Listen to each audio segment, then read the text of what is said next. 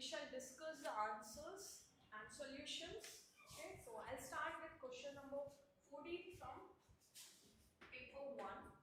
This is a classic question which will be asked in the JEE Advanced. It is related to chemical bonding, the shapes of the molecules. So they have given such a set of molecules here. They are asking you the shapes of molecules. It's a column matching type question. So let's discuss this. So the first compound they have given is SOCl2. So what is the shape of this molecule? Well, there is a shortcut method which you might be knowing, right, to solve this question. So the shortcut is we'll count the number of bond pairs and lone pairs on the central atom, which is sulfur here, right? So sulfur has how many valence electrons? 6, and therefore it is attached to here oxygen and chlorine. So we should check how many lone pairs are also there on the sulfur. So here this is monovalent atom. The shortcut method is to take the number of valence electrons of the central atom plus number of monovalent atoms attached to it.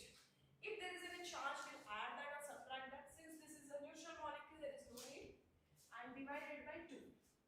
So this one will give me 4. Out of 4, if you see, out of 4, the number which we get, if you see, it is attached to 3 atoms, which concludes a lone. 3 bond pairs are present and 1 lone pair is present. Now if you see the VSCPR table, which shape justifies 3 bond pairs and 1 lone pair? That is trigonal pyramidal. Trigonal pyramidal. So right, this is the first molecule which is given. Next, I can also draw the molecule for you. Sulfur will bond, double bond with oxygen, 1 chlorine and 1 chlorine with 1 lone pair. Sulfur has 6 valence electrons, 4 bonds and 1 lone pair. Therefore, the shape is trigonal pyramidal. Right. Now, what is the second molecule? Second is HCOF4. Now, this one is inert gas. It has how many valence electrons? 8. Why am I taking 8? Because I am taking the central atom here. The central atom is xenon, which has 8 valence electrons. Plus, it is attached to 4 monovalent atoms. So 8 plus 4 divided by 2. This one will give me 6. Out of 6, if you clearly see here, 5 are bond pairs and 1 is lone pair. So 5 bond pairs and 1 lone pair. What is the shape if I take 5 bond pairs and 1 lone pair here? Which one is the 5 bond pairs and 1 lone pair? Square pyramidal, isn't it? Square pyramidal. So xenon will be the central atom, 4 fluorine atoms, and 1 double bond and 1 lone pair. This is the structure of HCOF4. Right? Now let's look at the third one. Third one is ClF3. ClF3.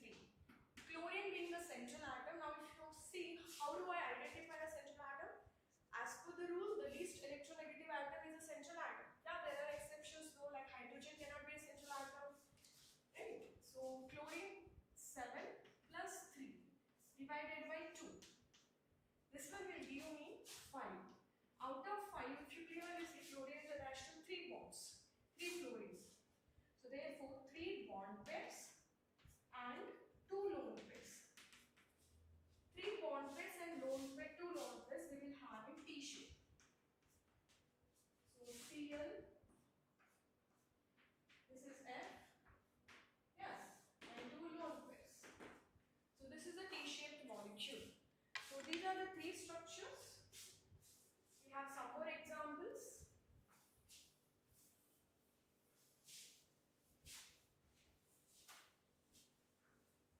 Okay, let's look at the next example, which is ClF5. The fourth example is ClF5. Yeah, chlorine has how many valence electrons? Just now we have seen chlorine has 7 valence electrons plus 5 divided by 2. This one will give me how much? 6. Right, out of 6, 5 bond pairs are there and 1 lone pair is there. 5 bond pairs, 1 lone pair. Now 5 bond pairs, 1 lone pair means, just now we discussed in the second example, which is square by square pyramidal.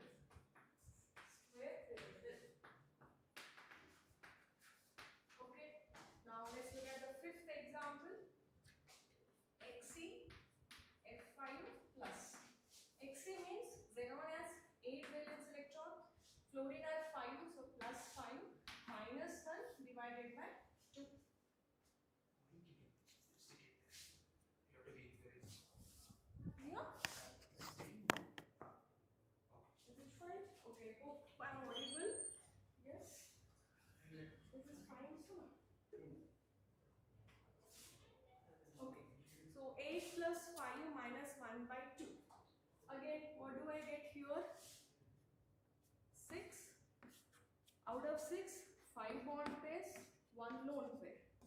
5 bond pair, 1 lone pair, which means again same thing, square pyramidal.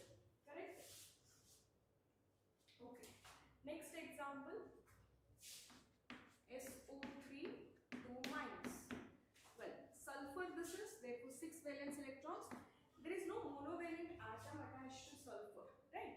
Oxygens are not monovalent, so I will not add this, but we have a charge over here -2. When there is a -2, I will be adding +2 divided by 2, which gives me 4.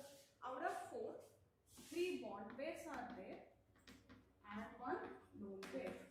3 bond pairs, 1 lone pair indicates trigonal pyramidal. Yes. Okay. So same here. S double bond O, single bond O, single bond O, and 1 lone pair. This is the structure, right? And XAF4, we have drawn the symbol of 1. F, F, F, F. This is square, and 1 more F. So 1 lone pair. This is square pyramidal, isn't it? This one will also be similar to this. Okay? Fine. So next is XeF3 plus.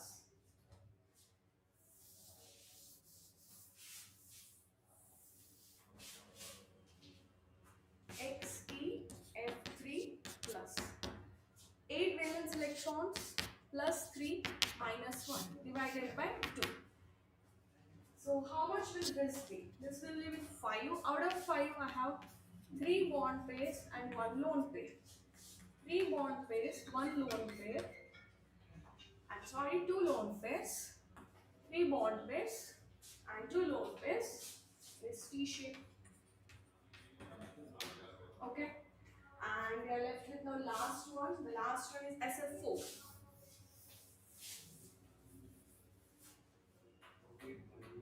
So SF4. Look at this. Sulfur, 6 valence electrons. Right? How many monovalent atoms it is attached to? 4. So 6 plus 4 divided by 2 will give me 5. Out of 5, sulfur is attached to 4 atoms. Right? Since sulfur is attached to 4 atoms, you have 4 bond pairs and 1 lone pair. 4 bond pairs, 1 lone pair. Now sulfur. So I'll just draw the structure. These are 4 bond pairs and this is 1 lone pair. How does it look like? This is called as seesaw shape. Seesaw shape. Okay, so we discussed, these are the molecules which are given in the question. We discussed all the molecules. Now the question says in list 1, you can clearly see the question. List 1 has 4 options: seesaw, T-shape, trigonal planar and square pyramidal. And list 2 has how many of these have the particular shape, right? So if you just look at all the shapes and match, we will get option A. Because we have 1 seesaw, right? Okay.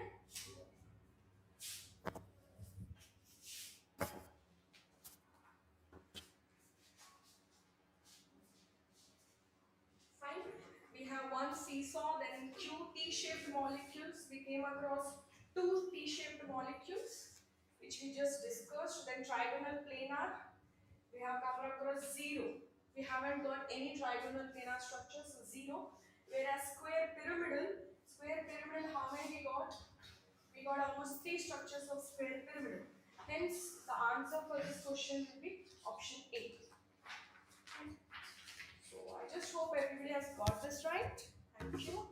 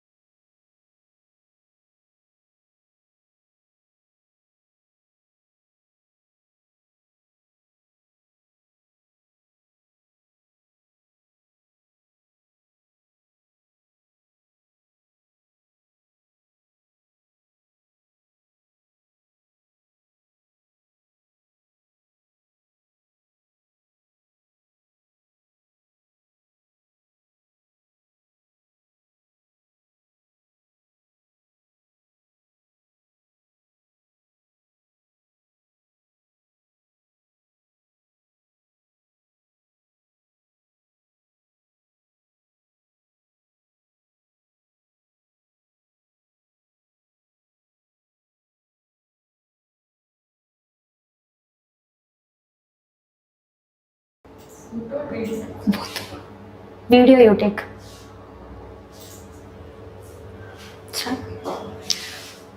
Hello students, I hope you have completed advanced 2 papers and waiting for discussion of questions. So I am here with the 3 questions, paper 1, question number 12 I am discussing. The question is treatment of buta 1,3 diene with 2 equivalent of sodamide followed by reaction with excess of trans given structure gives X as the major product, the maximum number of carbon atoms that are collinear in X structure is. So we will first complete the reaction. Question number 12. Treatment of butadiene. How do we write butadiene? It is CH triple bond C. C triple bond CH. It is reacted with 2 equivalent of NaNH2. The concept here is acid-base reaction. This is base, this is acid. So there are 2 equivalent of NaNH2 and the structure is acidic with 2 hydrogen atoms. So I can remove 2 moles of NH3 which gives C triple bond C, C triple bond C minus minus. So this is anion, carbonate. The structure reacts with excess of CH3, CH double bond, CH2Br. So this will be connected with this as well as this anion reacts with another carbon atom. The structure will be C triple bond C triple bond C, CH2, CH double bond, CH3 and this side also I will get the same structure CH2, say chain, double bond, CH, CH3. This is our final compound X, the number of, not carbon atoms, the question is number of carbon atoms which are linear, collinear. So we have to identify sp carbon. This is 1, 2, 3, 4. This sp carbon is influencing this carbon. Here also, my count is total 6 carbon atoms are collinear. The next question, paper 2,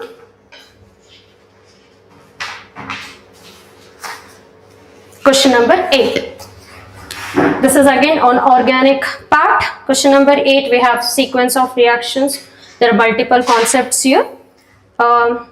It is aniline.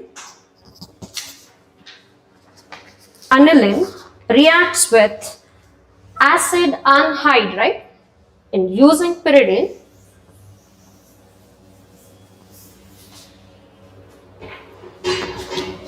aniline. This is paper 2. Paper 2, question number 8. Aniline reacts with CH3, CO twice O using pyridine. So what will happen? Aniline has lone pair of electrons on nitrogen atom which acts as base. Nucleophile as well. And here we have a reagent that is acid anhydride. So C double bond is electrophile which will be nucleophilic substitution reaction, SMTH reaction. So part of acid is coming out. Followed by nitration which is HNO3 H2SO4 NH which is again conjugated to carbon L is partial electron donating. So it is orthopara directing group, weak orthopara directing group. We are going to choose para nitro and it is followed by hydrolysis. We are getting aniline, nitroaniline, para nitroaniline. This is P. The P structure is reacted with NaNO2 HCl. Temperature is mentioned, it is 273 to 278. The Q structure will be diazo N triple bond N plus Cl minus and here NO2. So what is given here is, So, okay, this is our Q structure. And separate reaction we have is, this is cumene. Cumene is isopropyl benzene. The first reaction is O2 followed by hydrolysis is cumene process. What do we get from cumene process? It is phenol and side product is acetone. So directly I am going to write the structure with O2 H3O plus is, I am getting here phenol OH. And the second reaction is with NaOH, carbon dioxide, is coal-based reaction. What is coal-based reaction? The reaction of a phenol with NaOH and using carbon dioxide gives salicylic acid. So I am getting here salicylic acid. OH, COOH followed by hydrolysis. So this will be salicylic acid and it reacts with aqueous NaOH. This is S. Next will be equivalent is not given. Let us assume it is one equivalent which is more acidic acid. So this will be carboxylate, salicylate, Na plus. I am going to keep this as T. So there are 4 statements. Q on treatment with ethanol gives an aromatic aldehyde. It gives aldehyde. Where is Q? This is Q. Redox reaction reacts with ethanol CH3, CH2, OH. This will be oxidized. This will be reduced to benzene, nitrobenzene. Here it is coming as aldehyde, but it is not benzaldehyde. It is just an aliphatic aldehyde. So option A is not correct. A option is not correct. Let us see statement B. S gives positive phthalate dye test, that is phenolphthalein indicator preparation. So how do we prepare phenolphthalein indicator? We will take phenol and we will take phthalic anhydride. When we mix, we will get phenolphthalein indicator. So where is S? Yes, it shows phthalate dye test. So B statement is correct. Then C is, option C is, P product is dinitro compound. Are we getting dinitro compound? No. We will have to either ortho or para, but para is considered as major product. So option C is not correct. And the question is, T is a colored compound. In the statement D, the question is T is a colored compound. This is T. How do we get colored compound? C. S reacts with Q. S reacts with Q. Where is our Q? This one is Q. S reacts with Q, that gives colored compound. So option D is also correct. Question number 8, paper 2, both options are correct. Option B and D. Paper 2. Question number 8, option B and D both are correct. Next question is paper 1. Paper 1, question number 6. Paper 1, question number 6. So this concept has, the question has both redox reaction as well as, it is mixed with chemical bonding. Okay, MnO2 reacts with concentrated HCl which gives MnCl2. Green yellow gas means that will be Cl2 in presence of water. I will write complete reactions, then we will go with options.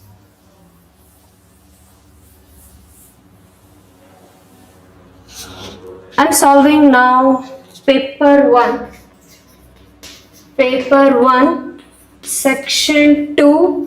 Question number 6. The question is given reaction MnO2 plus concentrated HCl gives MnCl2 and it is giving Cl2 with 2 moles of water. The color here is greenish yellow gas, Cl2. NH3, that Cl2 is reacted with NH3 which gives NCl3 plus 3 moles of HCl. 3 here, 4 here and 2 here. That Cl2, the same X, this is X, This is X, this is Y, this is X. Reacts with 3 moles of F2 which is taken in excess gives 2ClF3. Let us see options. This is Z. X is used for sterilizing drinking water. Yes, this is conceptual. Option A is correct. B is Y is planar. Do we get planar structure if you see nitrogen valency number of unpaired electrons, that is 2 we have, and it is pyramidal. So option B is not correct. Option C, Z. Where are we getting Z? Here. The last structure is used in the enrichment of uranium-235. That is, application of this. So option C is correct. And Y, where do we have Y? Yes, this one is stronger Lewis acid than ammonia. Stronger Lewis acid than ammonia. NH3. Is it stronger Lewis acid than ammonia? No. So, here in question number 6, paper 1, section 2, A and C are correct.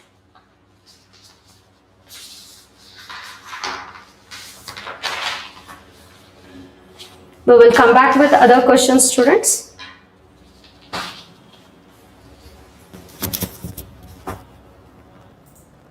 Cut my.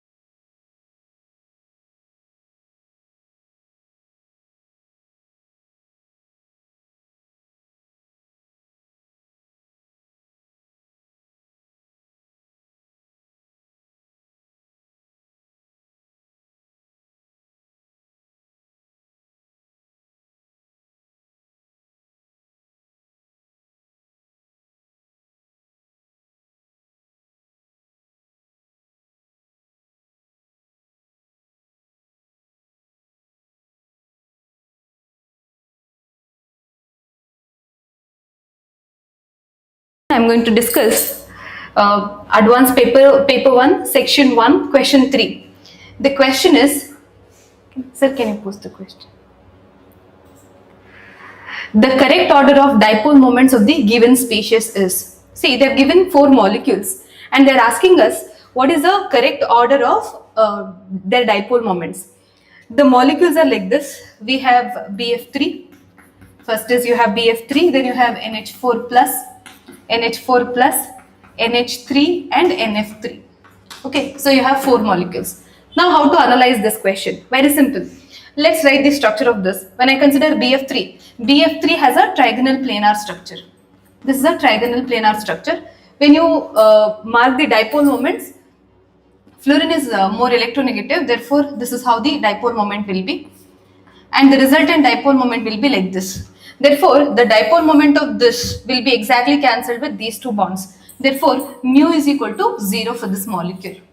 Then when I consider NH4 has a tetrahedral structure. Okay, so you have a lone pair of electron and you have a coordinate bond there. So therefore the structure is like this.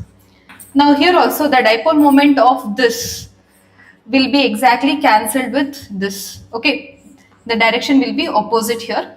So as a result, mu is equal to 0.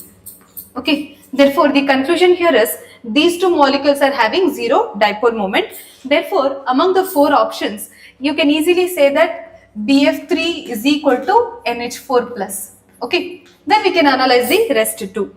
So we have NH3 and NF3. Okay, so even in NCRT also this question is there in the bracket. So you have NH3 and NF3, right? NH3 and NF3. Both of them have got similar geometry. When I consider NF3 has a pyramidal shape, right? So you have H, H and H. Now you have nitrogen as the central atom and you have one lone pair here, F, F and F. So if you mark the dipole moments, you know that among nitrogen and hydrogen, nitrogen will be more electronegative, therefore the dipole moment will be like this. So therefore all the dipole moments are getting added up. Even this resultant dipole moment will be like this. Therefore this case dipole moment will not be equal to 0. Now we need to compare these two. Okay, so the dipole moment of this will be in this direction, lone pair. If I look at nitrogen and fluorine will be more electronegative. So that's why we are going to get it like this. Therefore, the resultant dipole moment will be on the opposite direction. But they are not equal because the dipole moment caused by this lone pair of electron will be different from the dipole moment caused by this NF bond. As a result, some dipole moment will be getting cancelled up. Therefore, here dipole moment will not be equal to 0. But comparing these two values, definitely NH3 dipole moment will be greater. As a result, we can say that BF3 is equal to NH4 plus, then which is less than NF3, okay, which is less than NH3. Therefore, among all of them, so NH3 is having highest dipole moment. Therefore, according to the option, sir, can you show the option? According to the option, it is option A, where BF3 is equal to NH4 plus, then it will be NF3, then it is NH3. Therefore, it is option A. Option A. Thank you. Sir, done. Sir, ಇನ್ನೊಂದು question ಕರೆಕ್ಟಾಗಿ ಬಂತಾ sir? ಇದು section 3 ಇದರಲ್ಲೇನೆ ಇಲ್ಲಿ first erase ಮಾಡ್ಕೊಳ್ತೇನೆ. Section 3 question 9 sir.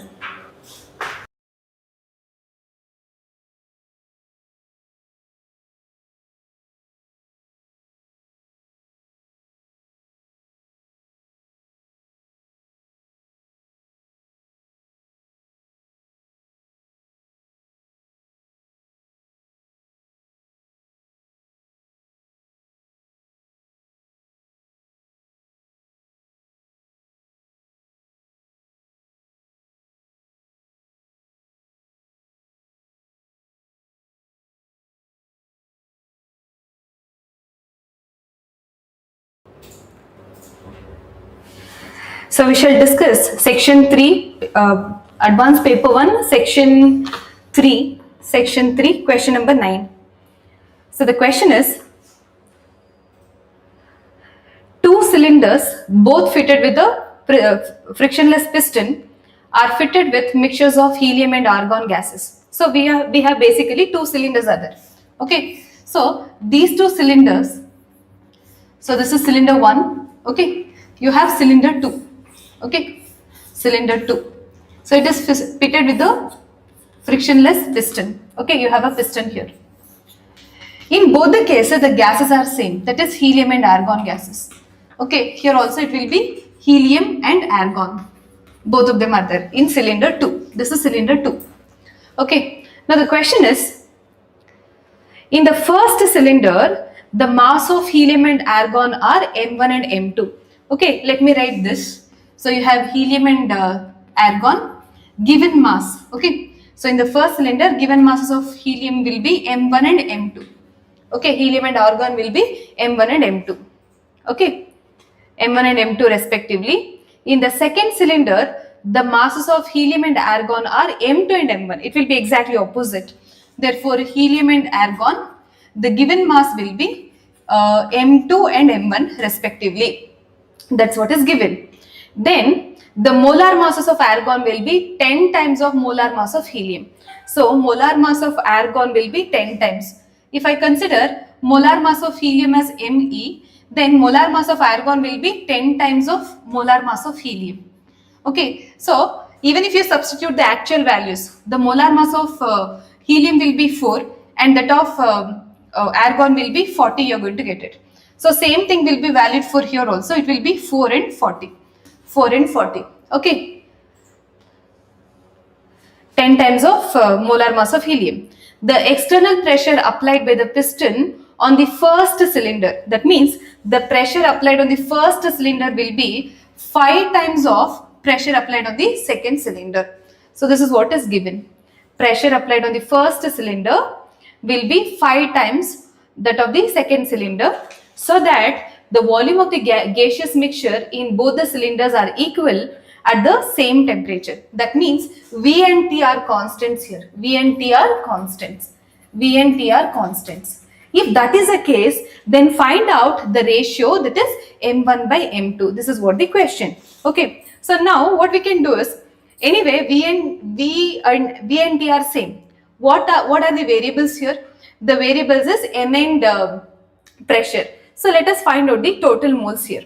Okay, so total moles in the first cylinder will be equal to N1, I'll take it. So number of moles will be equal to, total moles will be equal to moles of helium and moles of argon. Okay, moles of helium and moles of argon. So moles of helium will be N1 is equal to given mass by molar mass, that is M1 by 4 plus M2 divided by 40. Okay, when you simplify this, you get N1 is equal to 10 M1 plus M2 divided by 40. Therefore, I'll write it here. When you write it in this way, so we will get it as for question 9. So N1 moles in the first cylinder will be 10 M1 plus M2. Okay. So similarly, the pressure P1 will be equal to 5 times of P2. Okay, I'll write it here.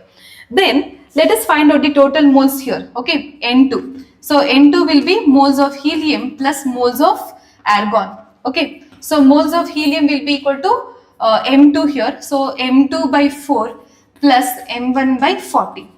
Therefore, what are we going to get it? So we are going to get it as 10 M2 plus M1 divided by 40. Okay, so therefore I'll write it here. N2 is equal to, N2 will be equal to 10 M2 plus M1. Anyway, the pressure P2 will be P2 as it is. No change in this. So from this we need to find out the ratio of M1 and M2, and they've given that each gas is behaving ideally. Whenever two gases are behaving ideally, we can apply what? PV is equal to nRT. Okay, so in this, what are the variables here? So P and N are the variable. Therefore, when you divide, when you write two equations and divide, we will be getting it as P1 by P2 is equal to N1 by N2. Okay, therefore P1 will be equal to 5 times of P2 divided by P2 is equal to N1.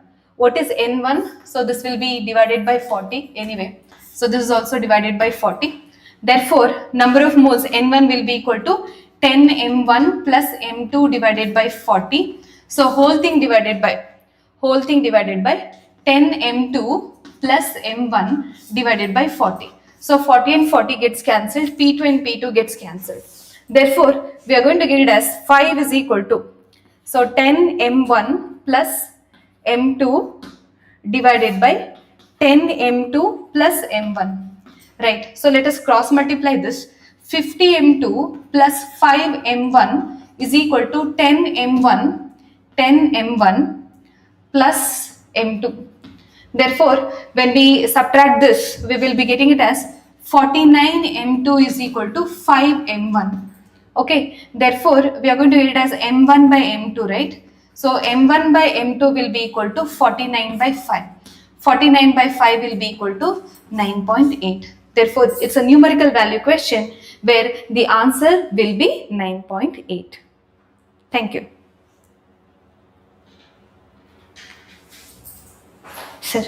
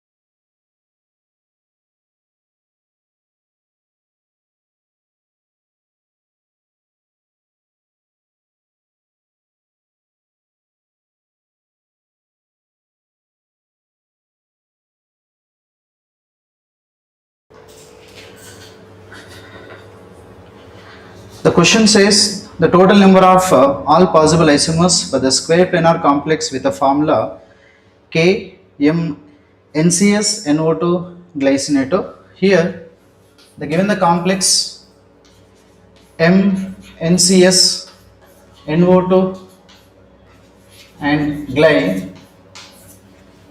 Here in this complex, here we have NCS and NO2, two ambidentate ligands are given, and this is unsymmetrical bidentate ligand.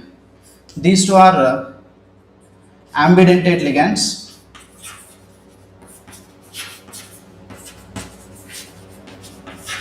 This is bidentate.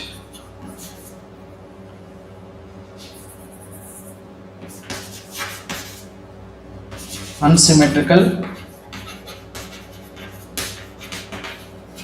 ligand. So they are asking, this is having the coordination number 4. So having the square planar.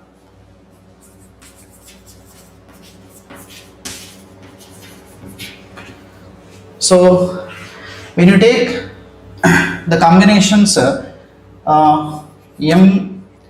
NCS and M NO2 will going to come by changing this ambidentate ligand M SCN and M NO2, and by changing these two M NCS and M ONO and M SCN and M ONO. So these combinations will be possible, and each case we can able to draw the geometrical isomers like glycinato. If we take with respect to N and O combination, as it is a glycinato, so if you can take NO2 and NCS,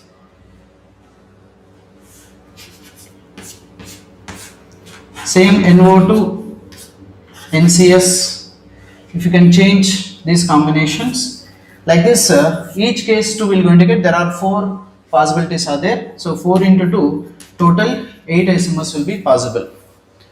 So the total answer will be 8 in this case. Thank you.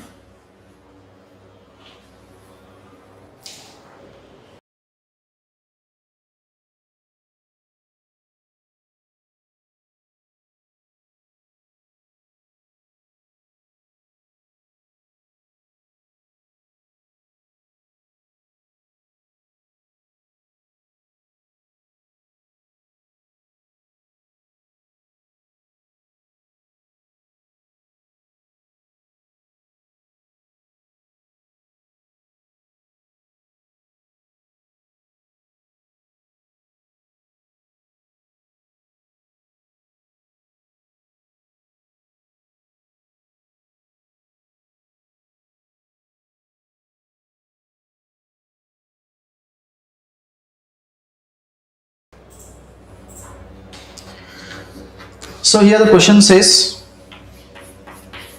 Xg plus F2 gas under 873 Kelvin temperature and 7 bar pressure, you are going to get a compound P.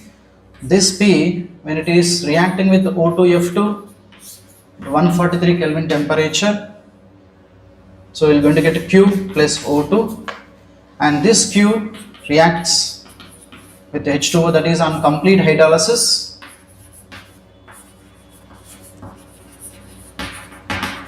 gives R plus HF. So in this here they mentioned it is 1:5 ratio. As you know, when you are taking xenon and fluorine in 1:5 ratio, the P you are going to get will be Xg F4 will going to get XeF4. Therefore, the solution, if you can take Xe when treating with F2 in the balancing with 2, the ratio is 1:5 ratio. Under this condition, that is 873 Kelvin temperature and 7 bar pressure, you are going to get XeF4. solid you're going to get. So this will be P, and this P, that is XeF4 solid, when it is reacting with O2F2 at 143 Kelvin temperature, you're going to get XeF6 plus O2. They given already O2 here, so the remaining should be XeF6. This XeF6 which is on complete hydrolysis. Complete hydrolysis will give you XeO3. XeO3 will be formed. So if you take about balancing of the equation, H2O, XeO3 plus HF. So here 3 hydrolysis and 6 HF will be formed here. So the question says the options P has 2 lone pairs. So the compound P is actually XeF4. You know, XeF4, say it has 8 valence electrons. So it has 4 bonds with fluorines, 1, 2, 3, 4, and 2 lone pairs. So if you can go with the hybridization SPPP and DD, it is sp3d2 hybridization. sp3d2 hybridization with 2 lone pairs. As it has 2 lone pairs in all here, it will be square planar. It will be square planar. So square planar. So option A saying that P has 2 lone pairs, that is correct. So option A is correct. And in option B, Q has perfect octahedral dimension, but Q, say this is P, this is Q, this is R. So Q is nothing but you can say XeF6. XeF6 is nothing but, so xenon hexafluoride. In xenon hexafluoride, if you can take about same way XeF6, so 1, 2, 3, 4, 5, 6, 7, 8. So 1, 2, 3, 4, 5, 6. It has one lone pair. So here S, P, P, P, D, D, D. That means it is sp3 d3 with one lone pair.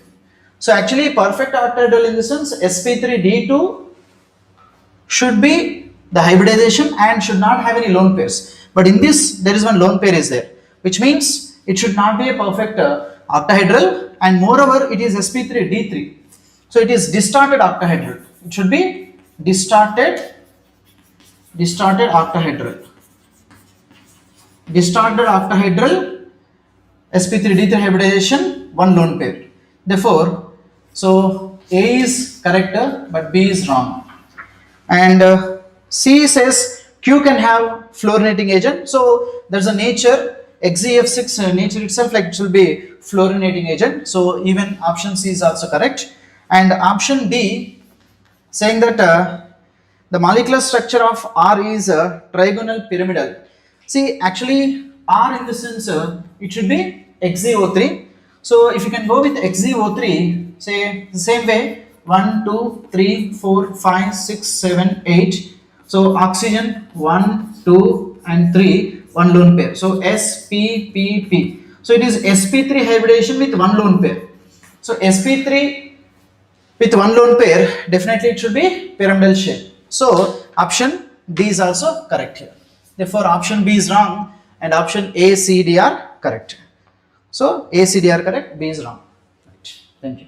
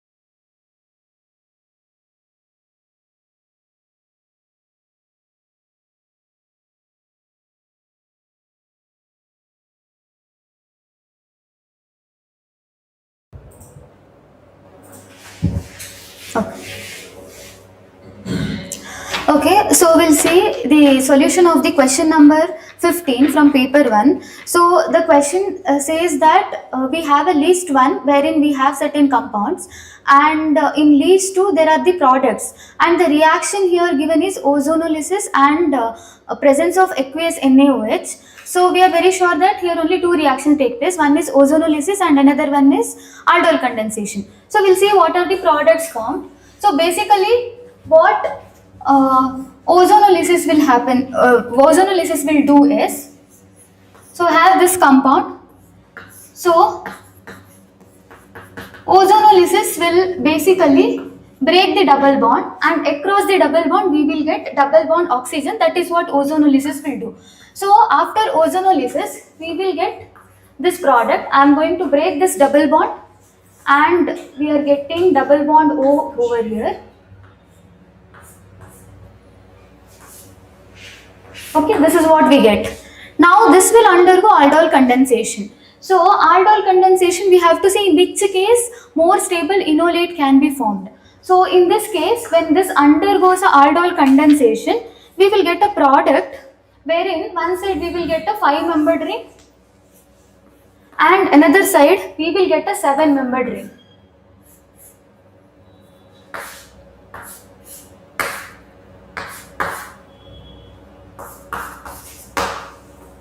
Okay, so this corresponds to 2.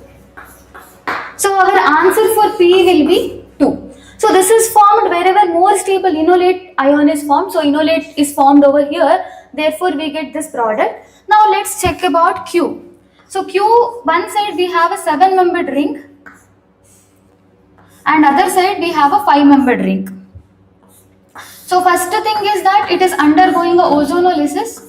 Again same thing, I need to break the double bond over here and add oxygen. So I am going to get this.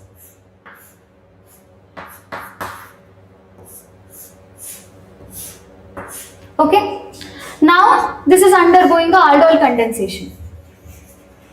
So more stable enolate ion is formed over here. So in this case what I am going to get is, I will get 2 6-membered ring.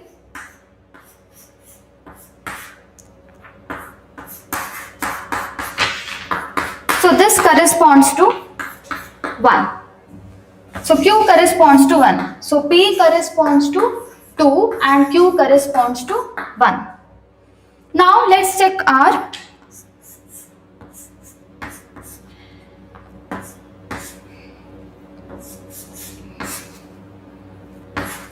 So again this is undergoing a ozonolysis. So initial product is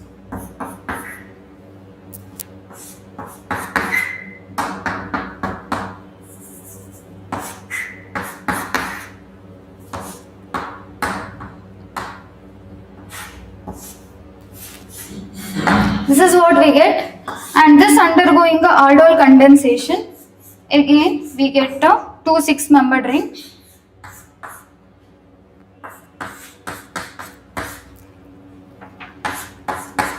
So this corresponds to 5. So we can check the option. So R corresponds to 5. Now we have S remaining.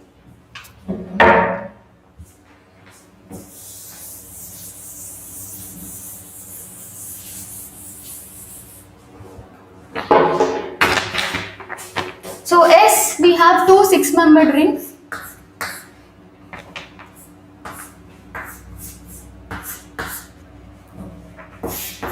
So on ozonolysis, we get this.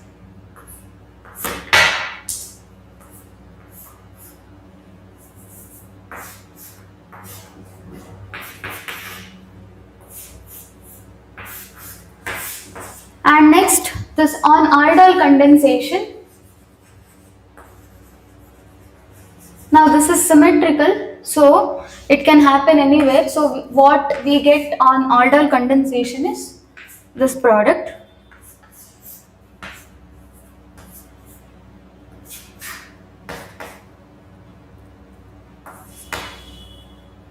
Okay. So this is our answer. That is option P corresponds to Q, P corresponds to 2, Q corresponds to 1, R corresponds to 5 and S corresponds to 3. That is option C is the answer.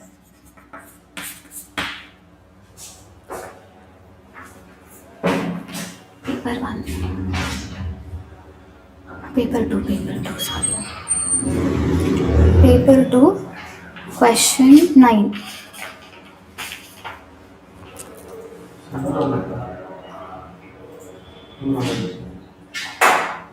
Question 9.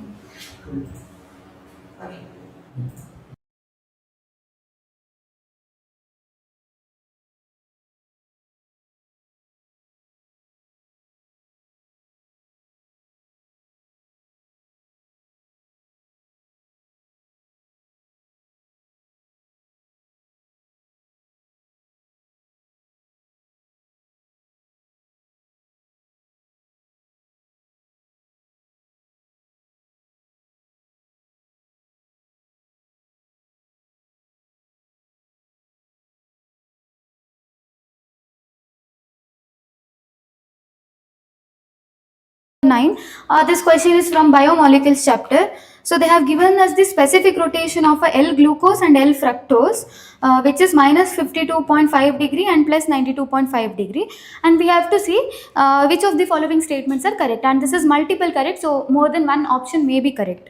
So first they have given on treatment with HNO3, gluconic acid is oxidized to saccharic acid, whereas glucose is not oxidized to saccharic acid, which is wrong because glucose can get oxidized to saccharic acid on reacting glucose with the concentrated HNO3.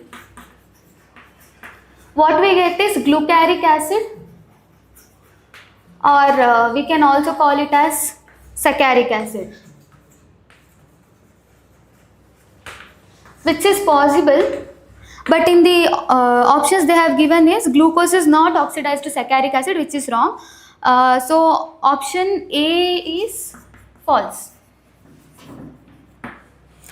Next, option B, fructose gives positive Fehling's test because it isomerizes to glucose and other aldohexose in the presence of Fehling reagent. So Fehling reagent will basically answer the positive test for glucose. So the option B is true because glucose gives positive test with Fehling solution. So this is correct. Next, option C, inward sugar is an equimolar mixture of D-glucose and D-fructose formed after hydrolysis of corresponding disaccharide, which is also correct. And D, they have given us specific rotation. So if we calculate the specific rotation, which is given in the question, so we'll calculate minus 52.5 plus 92.5 divided by 2. If we do, we get 40 by 2, that is plus 40 by 2. So we will get plus 20 degree. But in the question they have given us minus 40 degree. So statement D is false. So true statements are B and C for the question number 9. Thank you.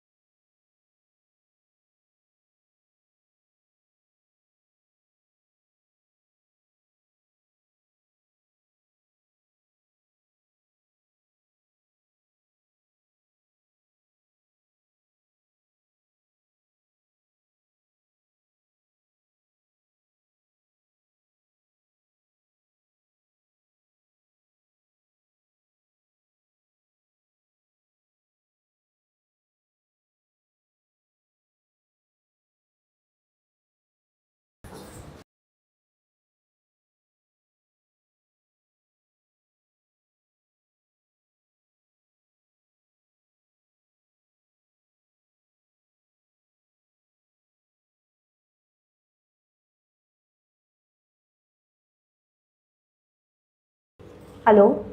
All right. Paper 2, question number 3 we are doing. Natural rubber on complete ozonolysis gives compound X as a major product. X gives positive iodoform test and toluene test. And X on heating with aqueous NaOH gives Y as the major product. What is Y? So, here we are given natural rubber, which is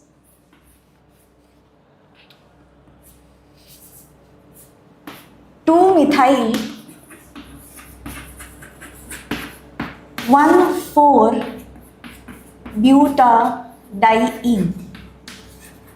Now, natural rubber is a polymer of 1,4-butadiene, 2-methyl 1,4-butadiene. So, this will automatically, we know, undergo polymerization.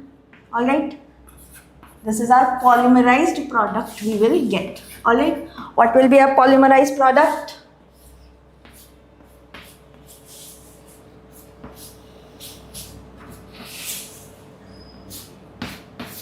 This is our polymerized product. Alright, that means this product is undergoing ozonolysis.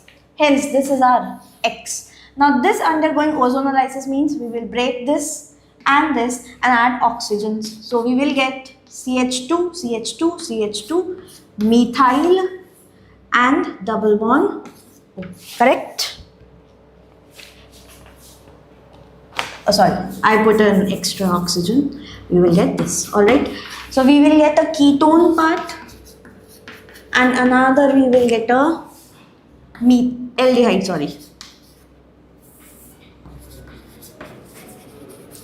Now, aldehyde, we are given in the question that X is giving positive iodoform as well as toluene.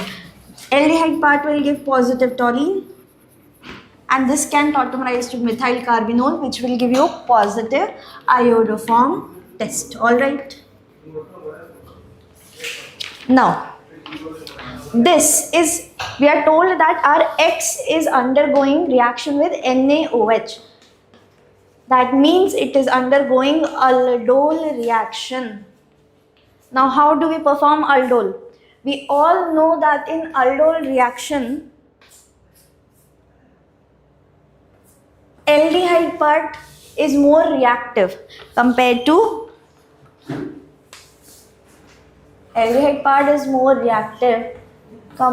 our ketone part. Alright. So, which side will we get our carb anion?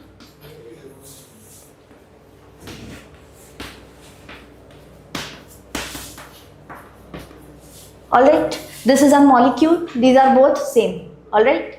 This will undergo reaction in presence of base. What will we get? We will get CH2.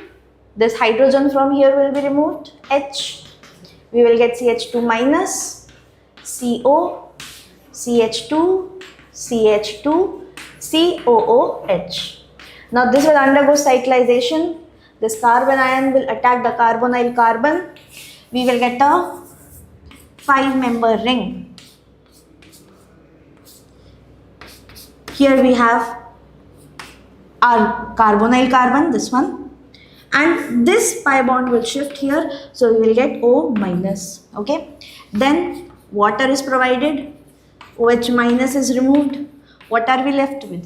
We are left with a keto hydroxy group.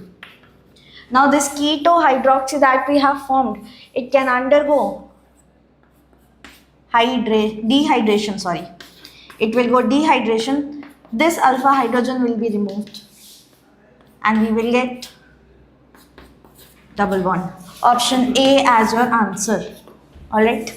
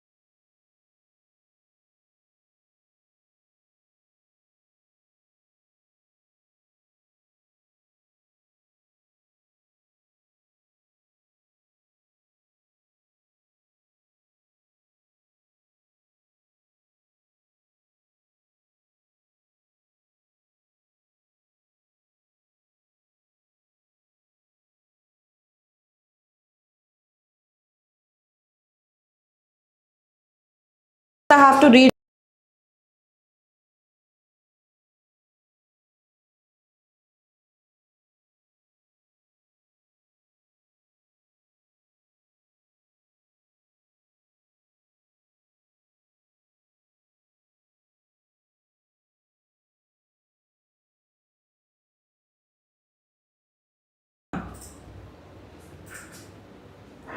So we are doing question number 11. So at a given temperature, 0.45 gram of acetic acid in 50 ml of water is shaken with 1 gram of charcoal and the pH of the resulting solution is 3.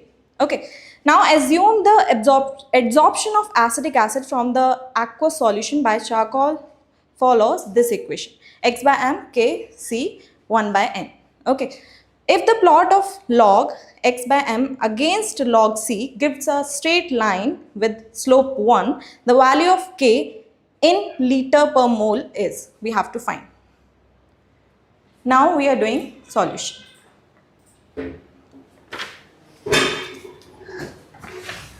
So x by m we have given.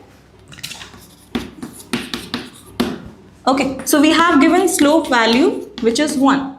So 1 by n is equals to 1. So n is equals to 1. Now x by m is equals to kc. We need to find the value of k. So k is equals to x by m divided by c. Okay, now we have given acetic acid.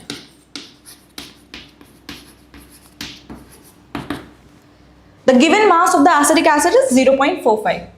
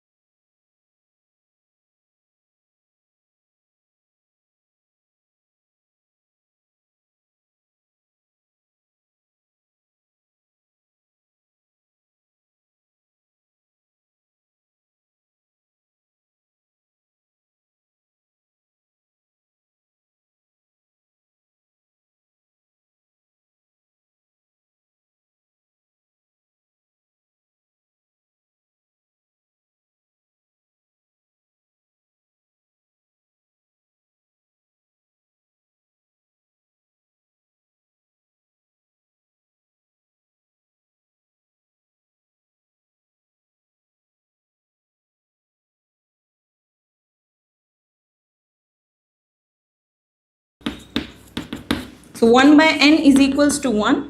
N value we have 1. Okay, if just put the value of n in this equation. So we have x by m is equals to kc.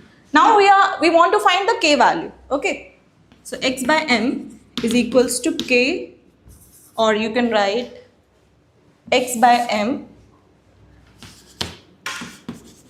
divided by c. So this is how we can calculate the value of k. Now in the question we have given acetic acid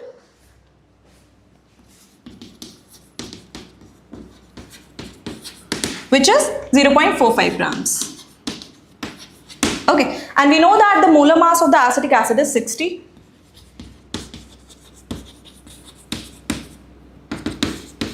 So with this we can find the number of moles of acetic acid. How to find the number of moles? Given weight divided by molecular weight. So given weight we have given 0.45 divided by 60. It should come around 7.5 into 10 raised to the power minus 3 moles. So these are the initial moles for acetic acid.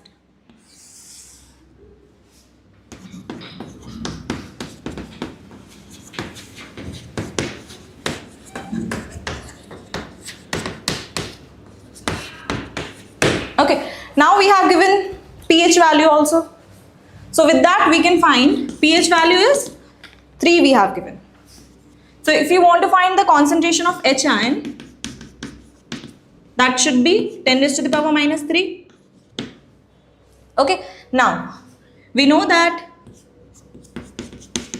is equals to root Ka into C. That is the formula. Now you can put the value of H ion, that is 10 raised to the power minus 3, and we have given the Ka value also, that is 10 raised to the power minus 5. Ka value is 10 raised to the power minus 5. Under root 10 raised to the power minus 5 into C. So 10 raised to the power, this is squaring, I am taking this side, so it is square 10 raised to the power minus 5 into C. So from this we are able to find the concentration of the acetic acid. Is equals to, which is 10 raised to the power minus 1. So 0.1 molar. Okay. Now we have the concentration.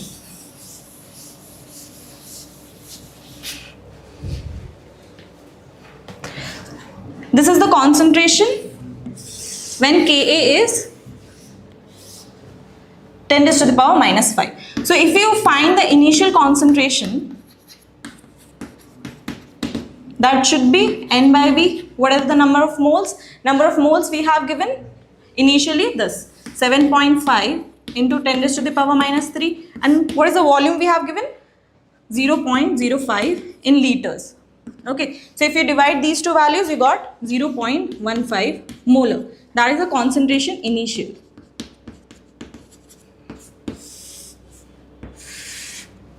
And this concentration is, we got and final. Now and final we have to find.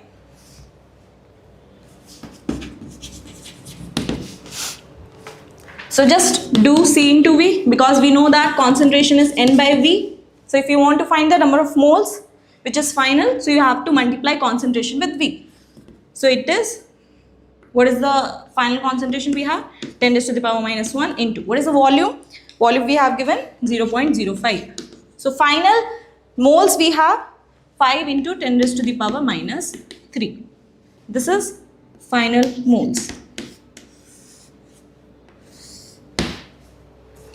Now we are calculating the mass.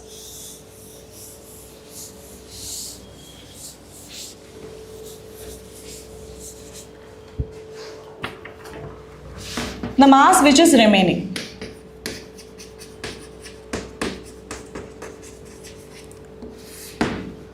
We know that number of moles is given weight by molecular weight.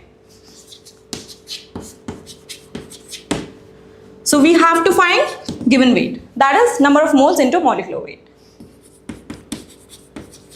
So number of moles we got 5 into 10 raised to the power minus 3. And molecular weight 60 for acetic acid. If we multiply these two values, we got 0.30 grams. Okay, now, and initially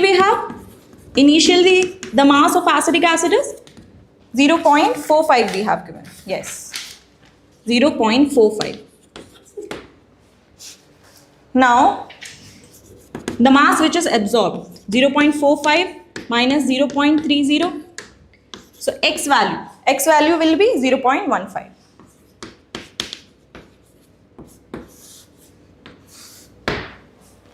Now we got the x value. Now we want to find the mass of charcoal. That is already given.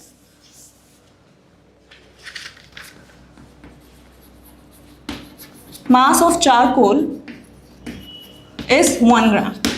Okay. Now x by m value we have to find. Okay. X by m value is 0.5 only. 0.15. Now C value we have, x by m value we have, just put the values. 0.15 is equals to K. C value we have 0.1. So K value we have 1.5 liter mole inverse. So this is the way you can calculate the question number 11.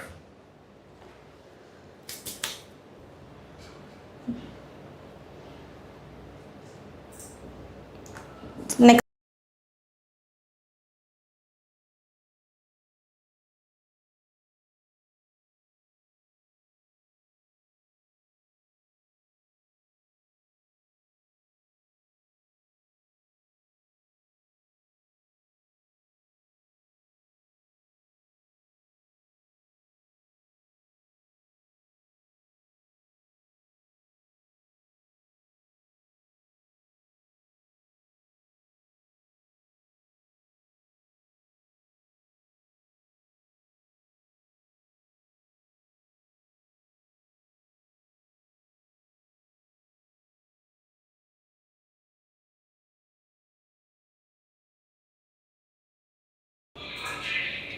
Now we are doing question number 5.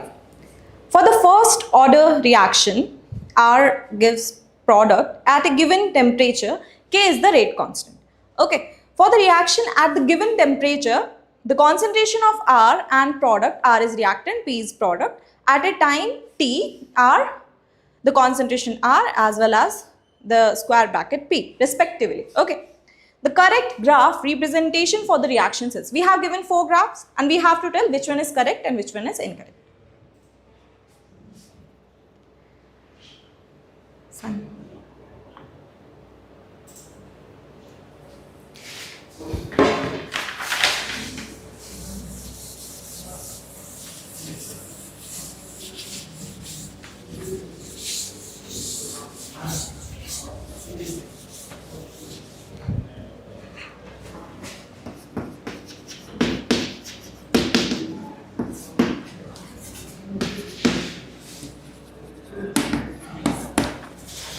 So first graph we have given P versus T. Okay, we know that P is equals to R naught 1 minus e raised to the power kt. So it should be exponentially increasing.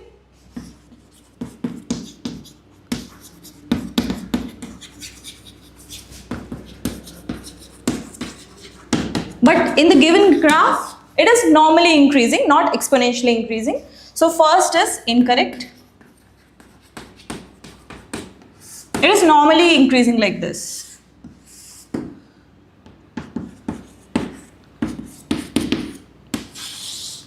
Okay, it should be exponentially increasing. Second we have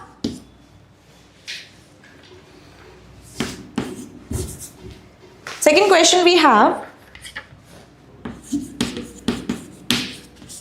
dr dt versus concentration R graph. So we know that it is directly proportional to each other. So it should be increasing linearly. It is directly proportional. Rate is equals to rate constant of R. So it should be linear. So it is correct graph. That is dr by dt and it is R. So it should be linear. So that is correct option. Now moving on to the third option. Okay. del P by del T versus time graph.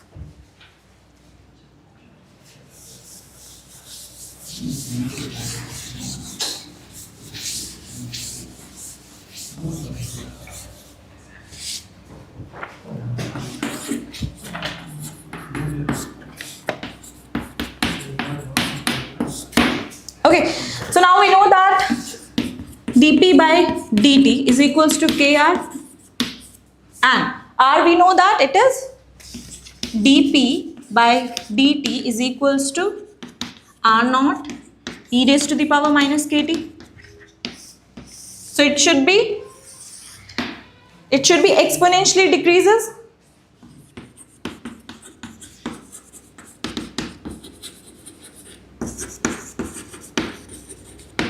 So C option is also correct option. Okay. Now moving on to the D option, that is K versus time graph. Okay, that is constant, everybody knows. So if we talk about K versus time graph, that should be constant. Okay, so for the question number 5th, B, C, D are the correct option.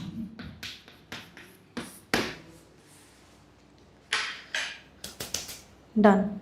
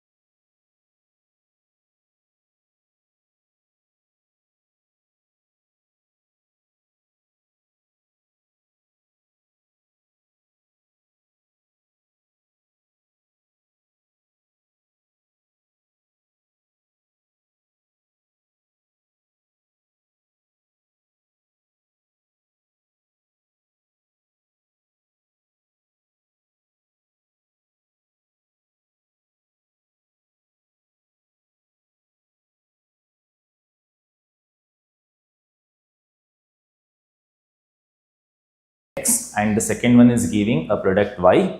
So when X plus Y is combined, we are getting a new product Z, and you need to calculate what is the mass of the Z produced. Now looking at the question, the first step, that is CH3I methyl iodide when treated with potassium cyanide. So there is nucleophilic substitution reaction. Potassium iodide will be the byproduct and we get CH3CN. Further, this molecule is hydrolyzed. When you hydrolyze CH3CN, we get CH3COOH. Acetic acid will be produced.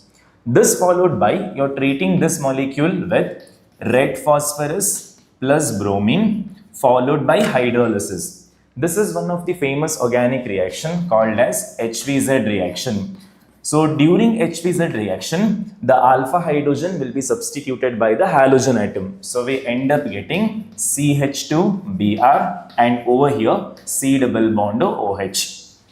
So this is further treated with ammonia molecule, but keeping in mind that we are taking ammonia in excess. When you take ammonia in excess, what will happen is this acidic part of the molecule will react with ammonia. So basically acid-base reaction. So I'll get a salt. At the same time, ammonia will act as a nucleophile and it can substitute the bromide ion. So basically nucleophilic substitution is also possible. So we end up getting here CH2, NH2, then C double bond O minus NH4 plus. This is what we get. Now further, this molecule will undergo hydrolysis. The hydrolysis of the molecule will end up giving NH2, CH2, C double bond OH. This is our product X and this product is called as glycine. It is the simplest amino acid that we know. Now, followed by the second reaction we have is caprolactam. So let us write caprolactam first. Yeah, so this is the caprolactam.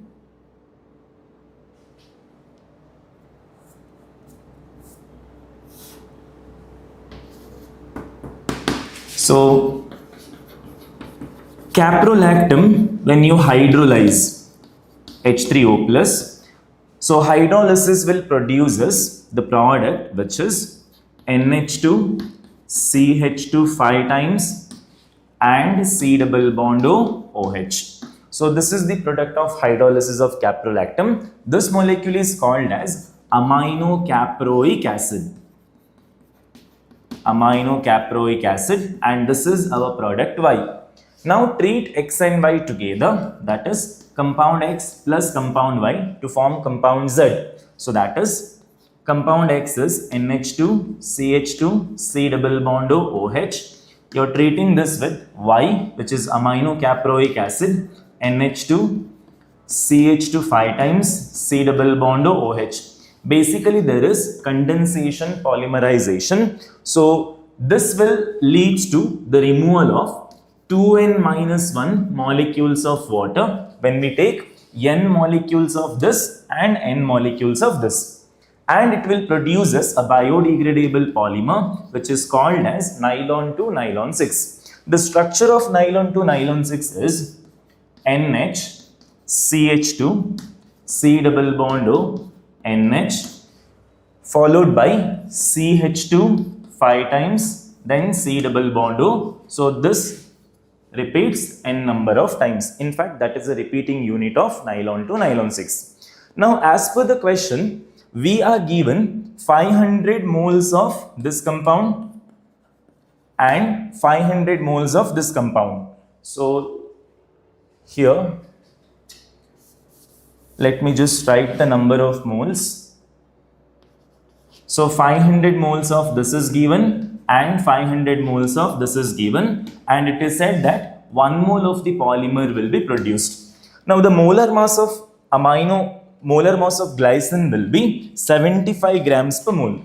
So if the molar mass is 75 grams per mole, then what is the total mass of glycine that is reacting? So it is around 37,500 grams.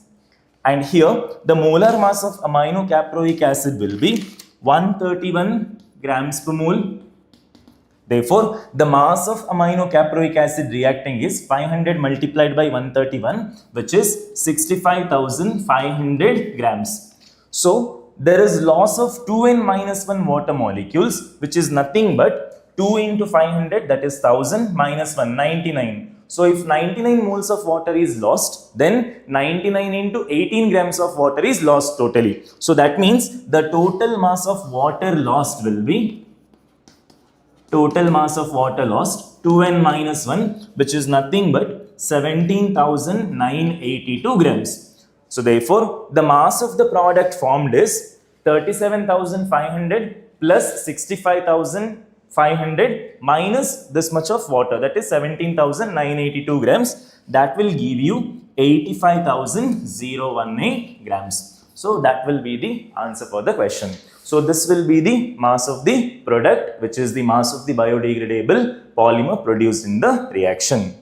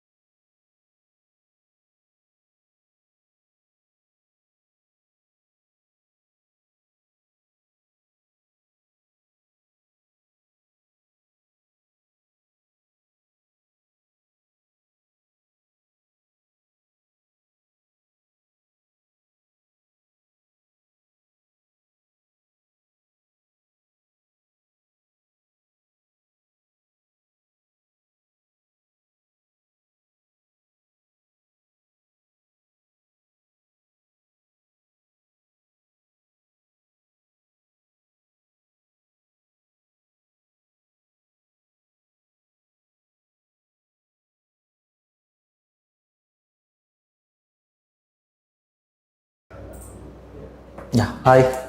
So we'll be doing today this question, which is paper 1, section B, question 5. Okay. So it is paper 1,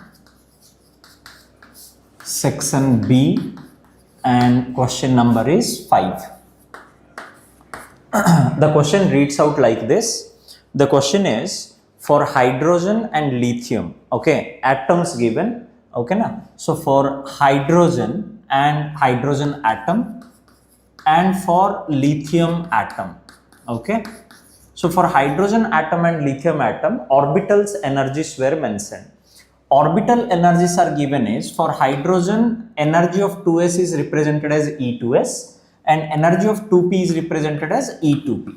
Okay, similarly for lithium atom, okay, not lithium ion. Lithium atom means it is multi-electron atom. Okay, so as mentioned, energy of again 2s is E2s and energy of 2p is E2p, like that is given. Okay, so after that he is asking is which options is or are correct, which is multi-correct one. Okay, so as we know that for one electron atom, that is hydrogen atom, always all the subcells belonging to a particular orbit are equal energy. Okay, all subcells belonging to particular orbit means what? E2s will be is equal to E2p. Okay, this is for hydrogen. Okay, na? So this is only given as first option. So first option is given as energy of 2s and 2p. If both are belong to second orbit, you can see 2s and 2p both belong to same orbit. So both will be same energy only. Okay, so this A option is correct then. Okay, then second option. Second option is, can you show the question? Yeah, second option is telling that, first option, this is second option. Okay, so this is B option, which is hydrogen and like hydrogen 2s and 2p is correct. Okay, now first option. So first option, if I write, first option is given as energy of 2s of lithium is less than energy of 2p of lithium. This is first option given. So it's given as for lithium, that is for 3 electron atom. Okay, lithium atom is telling that energy of 2s is less than energy of 2p. So this is also correct only. Okay, why this is correct? Because always for multi-electron atom, the energy is like this. 1s is less than 2s, is less than 2p, is less than 3s, is less than 3p, and so on, right? So this is for multi-electron atom. So as for multi-electron atom, 1s is less than 2s is less than 2p is less than, like that it continue. That's why energy of 2s is less than 2p. That is first option, which is also correct. Okay, now we'll go to third option. Okay, third option is energy of 2p of hydrogen is less than energy of 2s of lithium. Okay, he's telling that energy of 2p of hydrogen is less than energy of 2s of lithium. So we can't compare like that. Okay, it is not that easy to compare for two different atoms, that two different orbitals if given. We can't compare. So this is not the right answer here. Now if you go to option D, option D tells that energy of 2s of hydrogen, is greater than energy of 2s of lithium. Now you can do comparison because both are 2s and 2s given. Now you can do comparison. See, lithium is having 3 protons. Lithium is having 3 positive charges and the electron is present in 2s.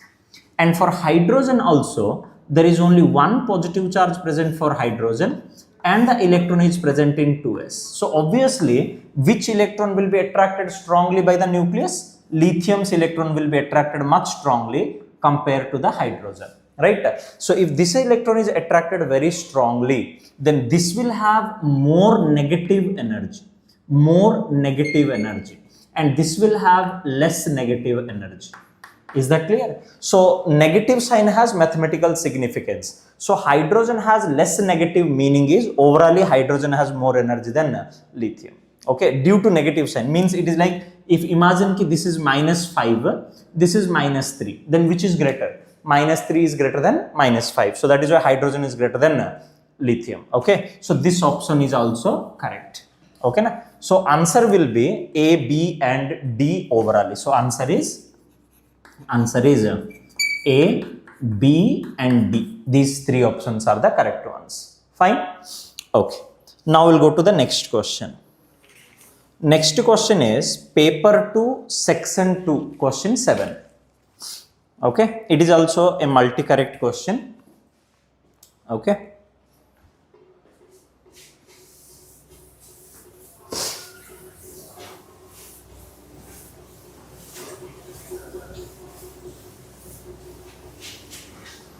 So this is also multi.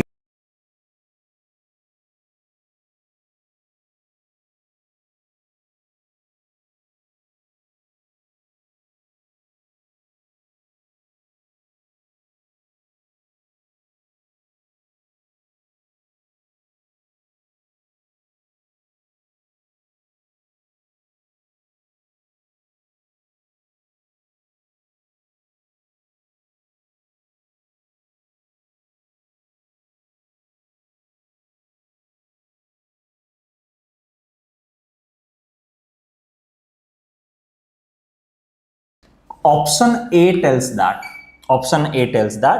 ionization energy of carbon, second ionization energy of carbon is less than second ionization energy of boron. Is telling that IE2 of carbon is less than IE2 of boron. Let us verify this option. Okay, boron, if I write electronic configuration, only valency cell I am writing, which is 2s2 and 2p1. Carbon, if I write valency cell configuration, it is 2s2 and 2p2. Now second ionization energy means what? Already both of them lost one electron. If I lose one electron from boron, it is 2s2 and 2p0. And if carbon also lost one electron, then it is 2s2 and 2p1. Now after losing one electron, now ionization 2 will be for second electron removal. Okay. Now if you remove second electron to make B plus 2 and C plus 2, you can check the electronic configuration. Boron has a fully filled 2s, but carbon has neither fully filled nor half filled. Neither fully nor half filled. Okay, nor half filled. 2p, right? So as carbon has a less stable electronic configuration compared to boron, that's why carbon electron removal is more easy. More easy meaning is it will have less ionization energy compared to boron. Okay, so that is a right option there. Then second option is telling that ionic radius of like few isoelectronic species given. Ionic radius of Al plus 3, Mg plus 2 and Na plus. This is given as increasing order. So is it correct or not? All are like 10 electron. This is magnesium atomic number 12, aluminum atomic number 13 and plus 2 and plus 3 charge. So all are like 10 electron, sodium atomic number 11 and plus 1 charge, 10 electron. So as all are 10 electron, we know that in isoelectronic species,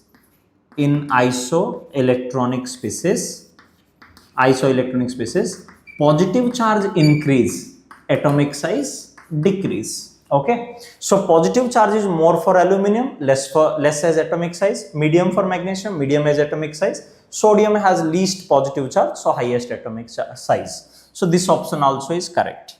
Now third option is given that density of sodium is less than density of potassium. Density of sodium is less than density of potassium under identical condition in solid state. Okay, this is one exceptional case. This is wrong. The right answer is actual answer is density of sodium is greater than density of potassium. This is correct. So given option is then wrong. Okay, actually density of sodium is 0.97 gram per centimeter cube and potassium is 0.86. gram per centimeter cube. Okay, so this option is wrong option. Okay, now, and fourth option is given that, fourth option is telling that hydrogen bond is weaker than fluorine bond. Hydrogen bond weaker than fluorine bond, he is telling. This statement also is wrong statement. Ulta is correct, reverse is correct. Okay, actually correct statement is, hydrogen is stronger than fluorine. Okay, why? Because fluorine has a inter-electron repulsion. That is why hydrogen is stronger than fluorine. In fact, which is proved from the bond energy data also. So bond energy of hydrogen, if you consider, it is 436 kilojoule per mole, whereas fluorine is only 155 kilojoule per mole. So higher the bond energy, more stable is the bond. Okay, but is given is reverse, ki hydrogen is weaker given, which is not correct. So answer is only A and B option, not C and D option.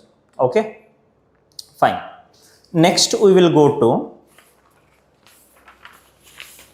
question 1, paper 2, section 1. Next is paper 2, section 1, question 1.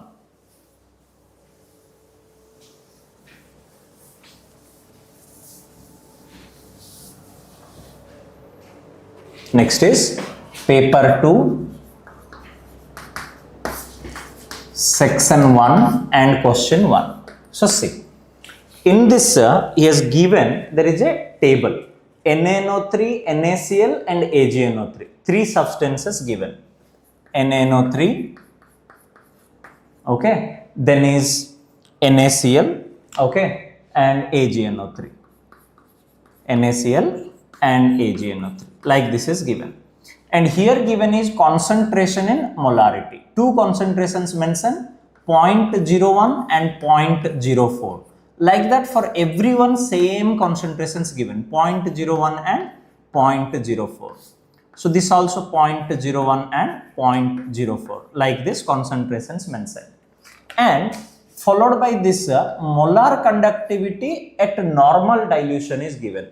How much is the molar conductivity values given? If concentration is 0.1, it is 111 given, and concentration is 0.04, it is 101 given. Then for NaCl it is given as 117 for 0.01 and 107 for 0.04. And similarly for AgNO3, it is 125 for 0.01 and 116 for 0.04 given. Now we have to calculate what is molar conductivity at infinite dilution. We have to calculate. So how to calculate molar conductivity at infinite dilution? See, I'll do for completely NaNO3. The same thing will apply for NaCl and AgNO3. So I'm writing here for NaNO3. There is a relation which is Debye-Huckel-Onsager equation. Okay, Onsager equation. What is Onsager equation?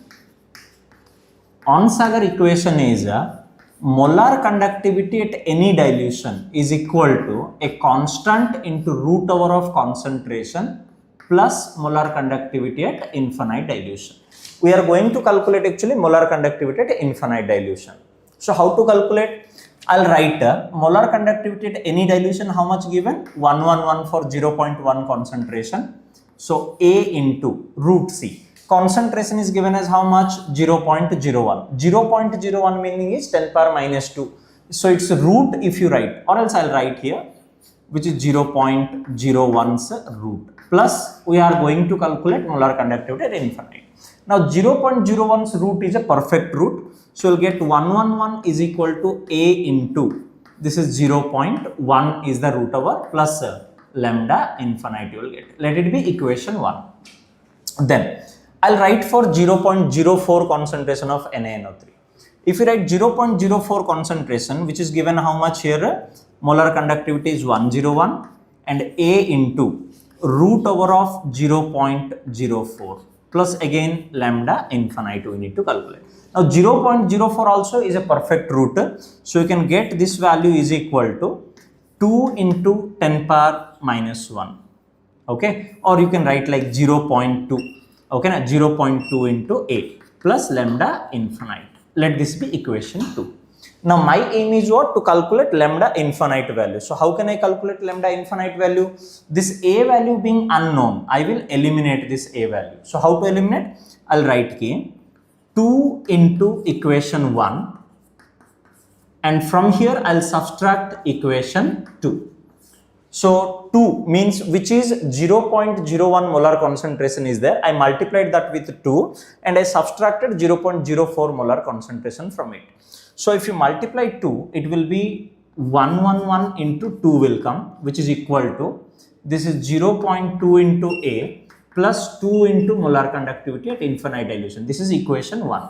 And equation 2 as it is you can write. 101 is equal to 0.2 into A plus lambda m infinite. So this is equation 2. If you subtract both of them, what you are going to get? So 111 into 2 will be 222. 222 minus 101 will be how much? 121 is equal to, this 2 will cancel if you subtract, and 2 lambda infinite minus lambda infinite is lambda infinite. So you got lambda infinite for NaNO3 is 121. Now the same thing I'll apply for NaCl. For NaCl also what I'm going to do is 2 into equation 1 I'll frame, okay, and minus equation 2 I'll do. Why I am going directly doing now, I'm not repeating, is if you observe everyone's concentration is 0.01, 0.04, 0.01, 0.04 like that is given. So directly I am writing. So if you write like this, then you will get what here? 2 into 117, okay, 2 into 117 minus 107. This will be equal to lambda infinite, you will get.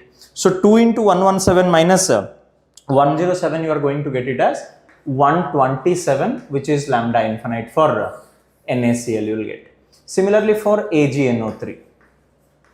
For AgNO3 also I'll write same way, 2 into equation 1, okay, minus equation 2. So here how much I'm going to get? 125 into 2, okay na, minus 116. This will be lambda infinite I'll get. So 125 into 2 will be 250, 250 minus 116. So this you are going to get it as 134 is lambda infinite. This is for you will get AgNO3. So when all the 3 salts lambda infinite we got, now we'll proceed. Okay, so I'm erasing. So we got all the 3 salts lambda infinite values. We'll now proceed for calculating the alpha value. Okay, the solubility of AgCl. So see now, we got lambda infinite for NaNO3, lambda infinite for NaCl, and lambda infinite for AgNO3. These 3 we got. How much we got? For NaNO3 we got it as 121. For NaCl we got it as 127, and for AgNO3 we got it as 134. But he's asking is AgCl's solubility. So AgCl solubility means first we will calculate is lambda infinite for AgCl. So how to calculate this one? Is lambda m infinite AgNO3 plus lambda m infinite NaCl minus lambda m infinite NaNO3. These 3 if I do, I'll get AgCl's lambda infinite. So this is 134 plus 127 minus 121. So this comes out to be exactly 140. And the unit given for this one is, like Simon, centimeter square and mole inverse, like this is given. This is lambda m infinite. Now see, we know that, okay, lambda m infinite is equal to 1000 into kappa divided by concentration. Okay, we need to calculate actually concentration of this is AgCl. Okay, na? So concentration of AgCl, if I get from there, I can get solubility. So how much will be concentration? 1000 into kappa divided by molar conductance at infinite dilution for AgCl. So we'll substitute that. So concentration of AgCl will be 1000 into K is given also is how much? K given is 1.4 into 10 power minus 6. This is also given in centimeters only. And this is divided with how much? 140. So you are going to get concentration is exactly everything will get cancelled. 10 power 5 you will get. Now, given that, given K, AgCl is 100% ionized. 100% ionized. Meaning is what? If AgCl is dissociating, it will give Ag plus and Cl minus 100%. So see, at time is equal to 0, we took the concentration is 10 power minus 5. Nothing is there. If it is 100% ionizing, then completely C will react, nothing will be left over. So you'll get how much then? 10 power minus 5 and 10 power minus 5. This is only its solubility. How much ions produced is only solubility. And how much ions produced is 100% ionizing, which is the concentration. Right? So you can write then given is solubility. Solubility of AgCl. This is equal to S, which is equal to 10 power minus 5, which we got it as C. And this is given as how much? X given. Then asked is log of x power minus 1. So log of, if x is equal to 10 power minus 5, it's minus 1 you have to take. So minus 1 if you take, then it will be log of 10 power plus 5, and log of 10 power plus 5 is 5. That is the answer. So option C is the answer. Okay, option C is the answer here. Okay, na? So yeah, that's it. Okay, thank you.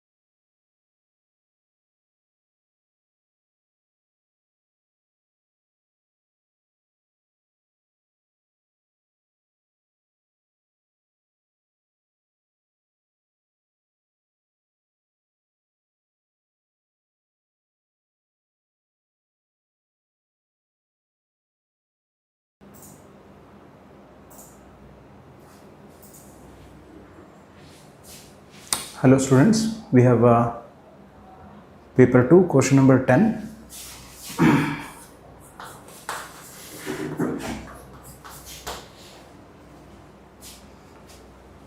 The question says there are two species, hydrogen-like species, X and Y.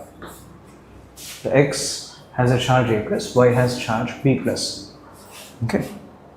Then the wavelength of the light absorbed for transition between the states 1 and 2. So your transitions from 1 to 2. The wavelength absorbed is given as lambda.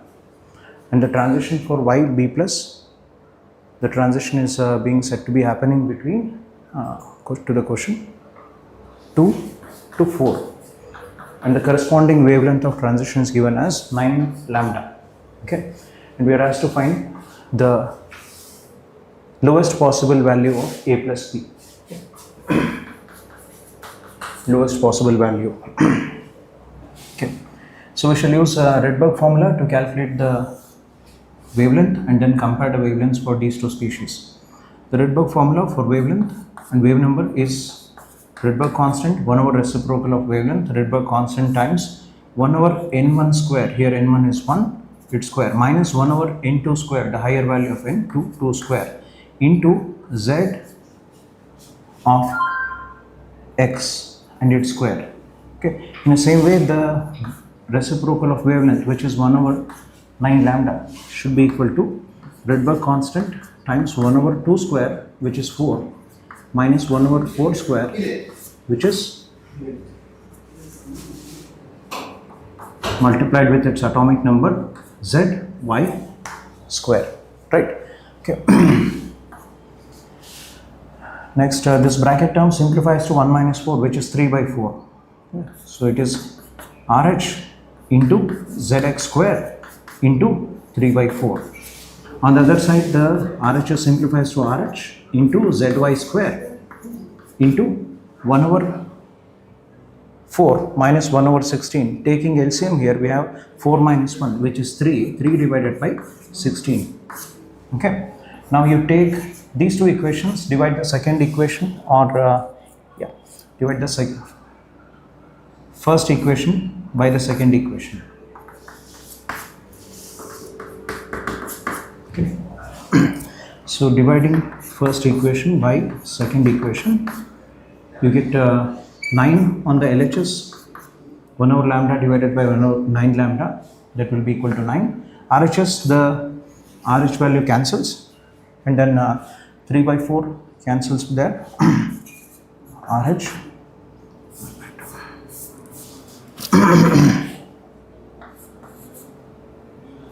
RH zx square into 3 by 4 whole divided by RH zy square into 3 by 16. This RH term cancels, the 3 cancels. What remains is zx square divided by zy square, okay, into 4. Shifting this 4 from RHS onto LHS, we have zx divided by zy square equals 9 by 4. Taking square root on both the sides, we have zx by zy equals 3 by 2. Okay. So for the nucleus to have 3 protons and yet to behave like single electron system, the charge A should be equal to 2. Okay. So this nucleus is lithium and its charge should be 2 plus to behave like single electron system. And this nucleus is helium and its charge should be 1 plus to behave like single electron system. So this charge A and B added becomes 3. So that's our answer, 3. Okay? That's it.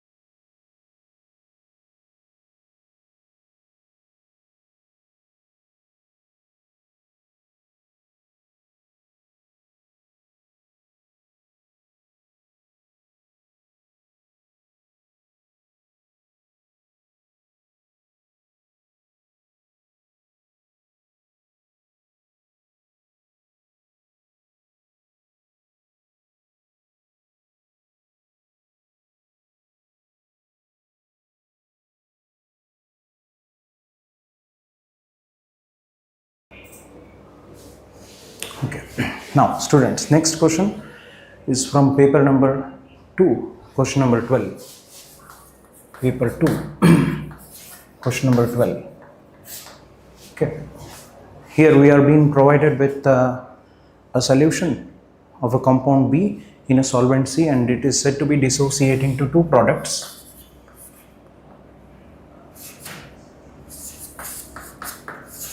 In the proportion 2:2. Okay. Next, in this question, the solvent is said to be S, and then let us list out the given conditions. We are also having the condition in terms of molar mass. Okay. Molar mass of solvent and molar mass of solute. Solute is said to be 10 times in molar mass to that of solvent. That's first condition given. Then boiling point of solvent is given as 400 Kelvin. Then one more data what we have is enthalpy of vaporization.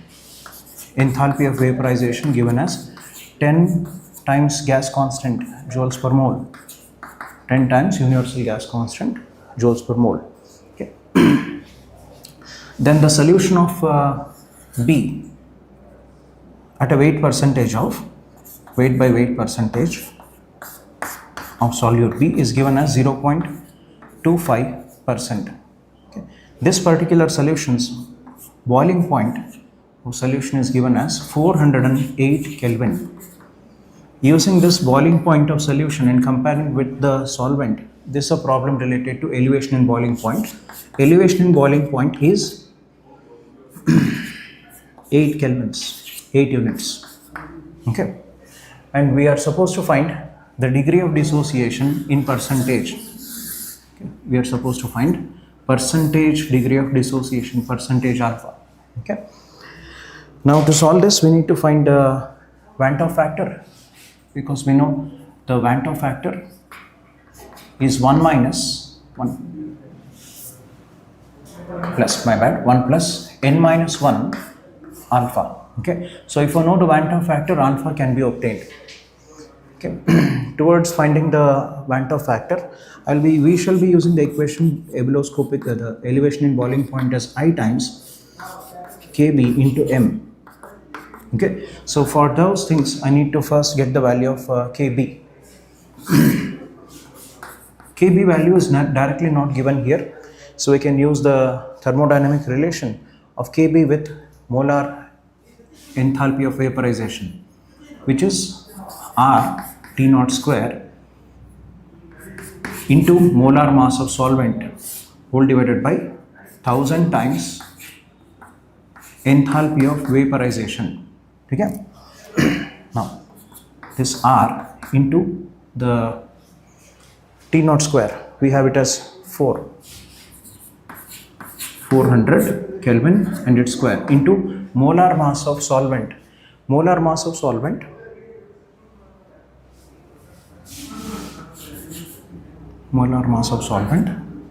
whole divided by 1000, and enthalpy of vaporization is 10R. Okay. So over here the R term cancels. So this gives us, we shall even replace this molar mass of solvent in terms of molar mass of solute, because in comparison with molality, we'll be using the molar mass of solute. Solvent's molar mass is 1/10 of molar mass of solute as per the given condition. So we have 400, which is square whole divided by 1000 into 10 into molar mass of solute divided by 10. Okay. So simplifying this, it becomes 16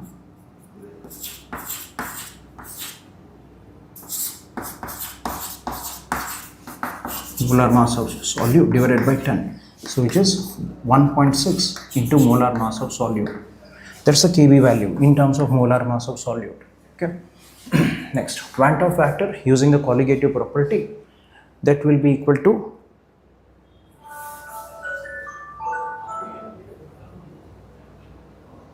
(8 kelvins as elevation in boiling point equals Van't Hoff factor into ebuloscopic constant, which is 1.6 times molar mass of solute, into molality. Molality is moles of solute, which is, if I take 0.25 grams in 100 grams of solution, 0.25 grams in 100 grams of solution. That's what we have in question. One second.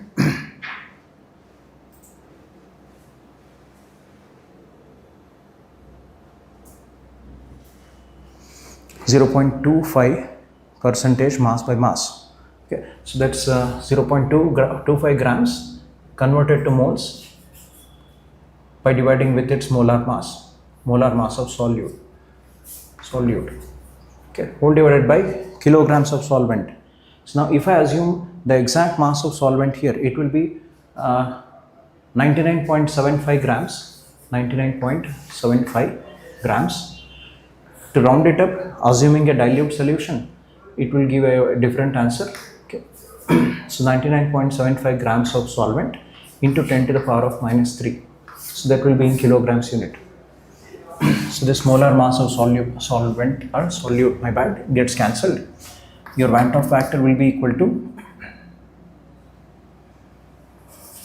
8 into 99.75 into 10 to the power of minus 3 whole divided by 1.6 into 0.25. Okay. So cancelling of this, if I take it as 8 into 99.75 whole divided by 16 into 25, shifting this 10 power of minus 3 to denominator. So this 8 cancels 2 and 2 into 5, 25 is 50. So 99.75 divided by 50, which is 100 divided by 2. You multiply the numerator by 2 and divide it by 100, we'll be getting it as 1.995. Okay, so this will be the accurate value of Van't Hoff factor. If we go by the rounding up idea, so your 8 will be equal to Van't Hoff factor into 0.25 divided by molar mass of solute whole divided by, in place of 99.75 grams of solvent, if I assume it as a dilute solution and take the entire mass of solution as solvent mass, approximate, it will be 100 grams converted to kilograms with the factor 10 power of minus 3. Okay, so here simplifying, you will be getting Van't Hoff factor equals, I forgot this, I into 1.6 times molar mass of solute. Okay, so this will be 8 into 100 into 10 power of minus 3 whole divided by 1.6 into 0.25. Okay, so in the same way, if we simplify, it becomes 2 times 25, which is 2 times 100. I value becomes 2. So that's the difference what we have. If we assume dilute solution, I value is equal to 2. If I assume the actual concentration of given solution, I value is this much. So to get an accurate answer, I will replace this I with 1 minus n value. N value here is the number of particles into which a single molecule of solute dissociates. 2 particles of C and 2 particles of D, total of 4 particles. So it is 1 plus 4 minus 1 into alpha. That will be equal to 1.995. Okay, so this 1 plus 3 alpha becomes equal to 1.995. 3 alpha equals 0.995. So alpha on calculation, you get it as 0.33167. Okay, and percentage and rounding up to 2 decimal places, it becomes 33.17. On the other hand, if you consider dilute solutions, the alpha value will be equal to I minus 1 divided by n minus 1, which is 2 minus 1 divided by 4 minus 1, which is 1 divided by 3. In terms of percentage, it will be 33.33. Clear? So that's it.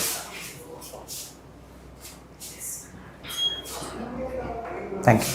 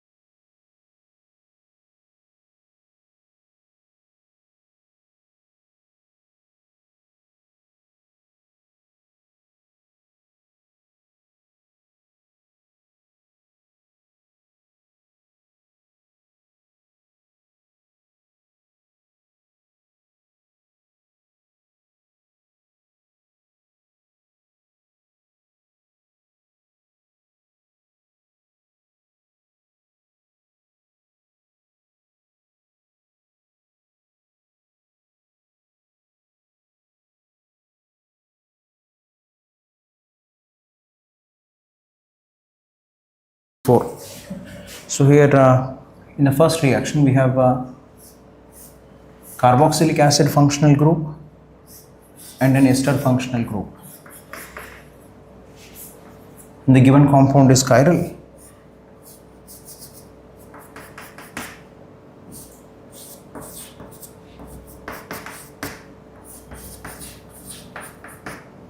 Okay.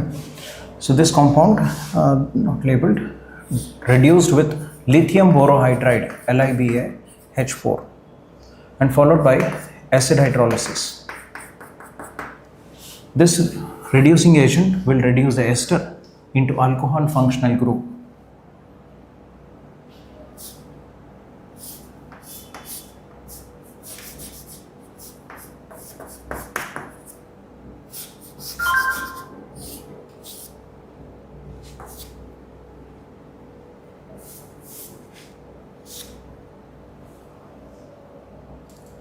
Into alcohol functional group, while carboxylic acid functional group remains in the same form. This is resulting structure of P.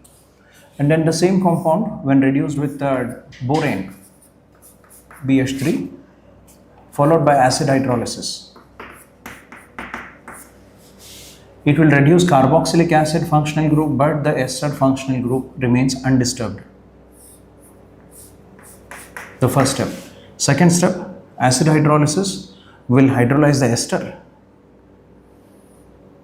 into carboxylic acid.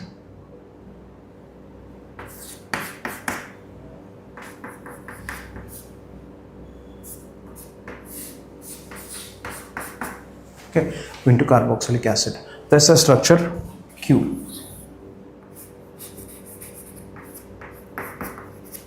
So in reference to this given chiral center methyl group, the resulting OH group and the branch, substituent branch holding the OH group in the structure P is on the same side. In comparison to that, the isomer Q, the stereoisomer Q for P has the same OH group with the branch.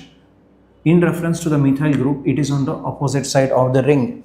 So they will be like comparable to geometric isomers, cis-trans isomers.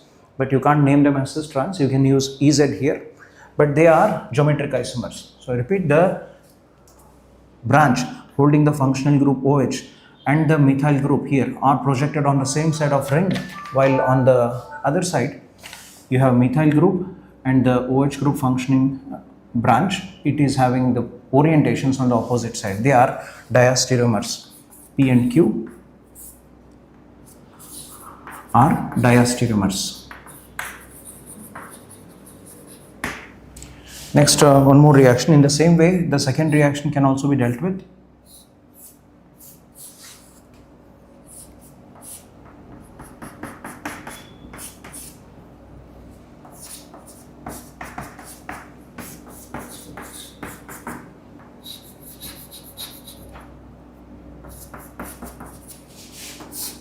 Lithium borohydride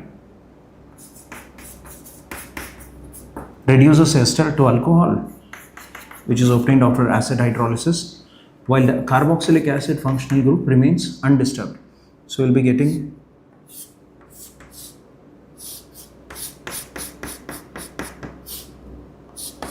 alcohol and carboxylic acid.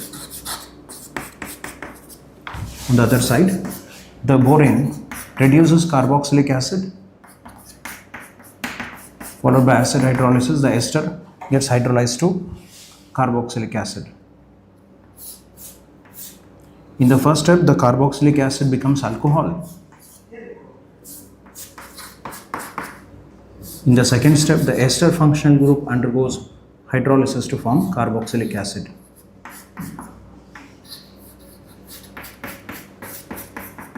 Now, as before, this alphabet R and alphabet S. In reference to the methyl group projected above the plane of the board or towards the observer, the branch holding the OH group is also projected in the same orientation. While the stereoisomer S for R, the OH holding branch is projected below the plane of board and methyl is above the plane of board. So these two are geometric isomers, hence diastereomers. Even R and S are diastereomers. Okay, so the correct option here is option C.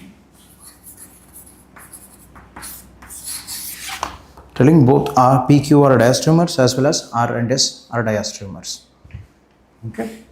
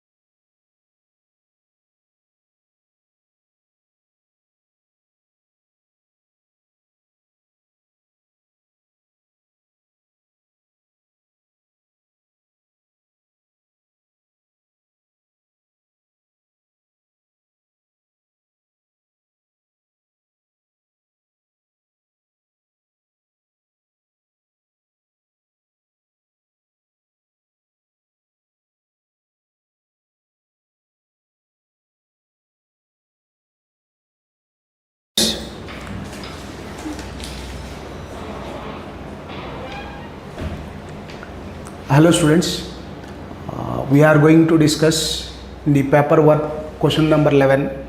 The question is the sum of the total number of carbonyl groups present in the major product X and Y in the following reaction. There is a compound which is C double bond O. There are two carboxylic acids. There are two carboxylic acids. These two carboxylic acids on heating, these with respect to COOH group, if you consider this one alpha beta keto carboxylic acid, this is also alpha beta. So both COOH groups are beta keto carboxylic acids. Therefore, whenever the beta keto carboxylic acid is there, on heating it undergoes simple decarboxylation. So therefore, these COOH groups are left as in the form of CO2. So the compound is this one, and this compound has only one carbonyl group. There is only one carbonyl group.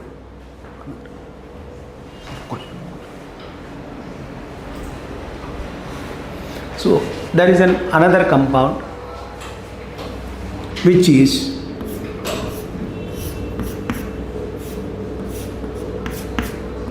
C double bond O, C double bond OH. There is another carboxylic acid OH.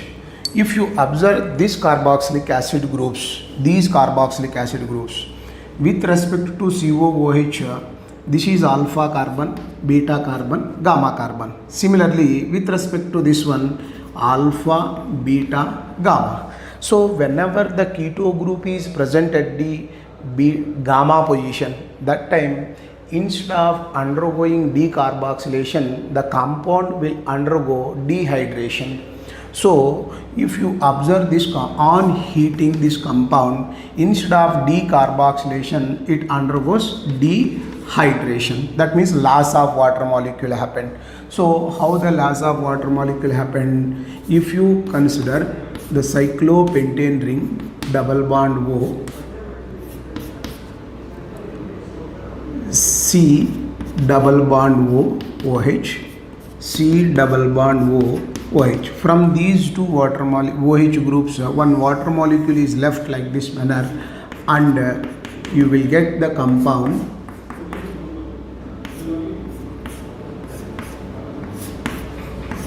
C double bond O, N hydride is formed. This is the N hydride. A ring is formed, 5-membered ring is formed. Here one C double bond O group, one C double bond O, here one C double bond O. In this compound Y, there are 3 carbonyl groups are there. So here 3 C double bond O groups, and in this compound there is one C double bond O group. So that totally 4 C sub double bond O groups are present in the X and Y compound. Right? Next question.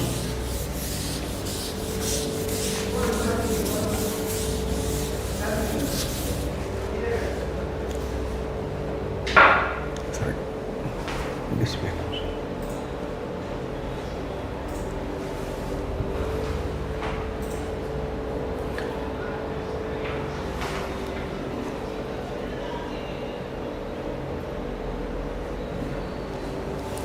Here in this compound, in this question, there are how many consider that they are the coordination atoms, a compound having chlorine and nitrogen atoms in the complexes cis CONH3 4 times Cl2 and meridian CONH3 Cl3 complex. There are two complexes given.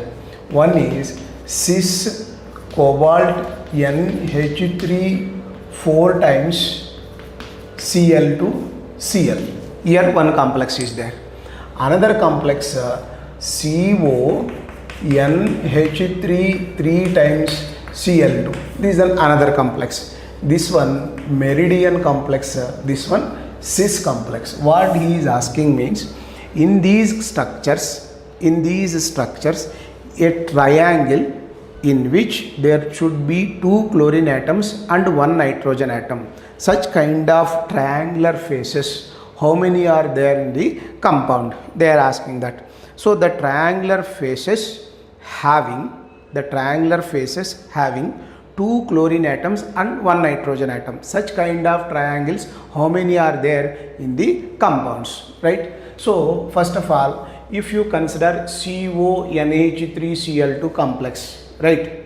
So it is an octahedral, both are octahedral complexes. So therefore you have to write first octahedral structure of the compound. Octahedral structure of the compound CONH4Cl2, cis compound I am going to write here. Cis compound I am going to write. So in the cis compound means the 2 similar ligands, which are 2 similar ligands, those ligands should make the 90 degrees angle. So therefore here 1 Cl, here 1 Cl. Remaining 4 NH3 groups I am going to write NH3, NH3, NH3. There are 4 compounds, right? Now give the numbering to this one. 1, 2, 3, 4, 5, 6. Right? Now there should be 2 chlorines. There should be 2 chlorine atoms and 1 nitrogen atom. Such kind of 2 triangular places you need. So 2 chlorine should be there, means compulsory 1, 2 you have to take, right?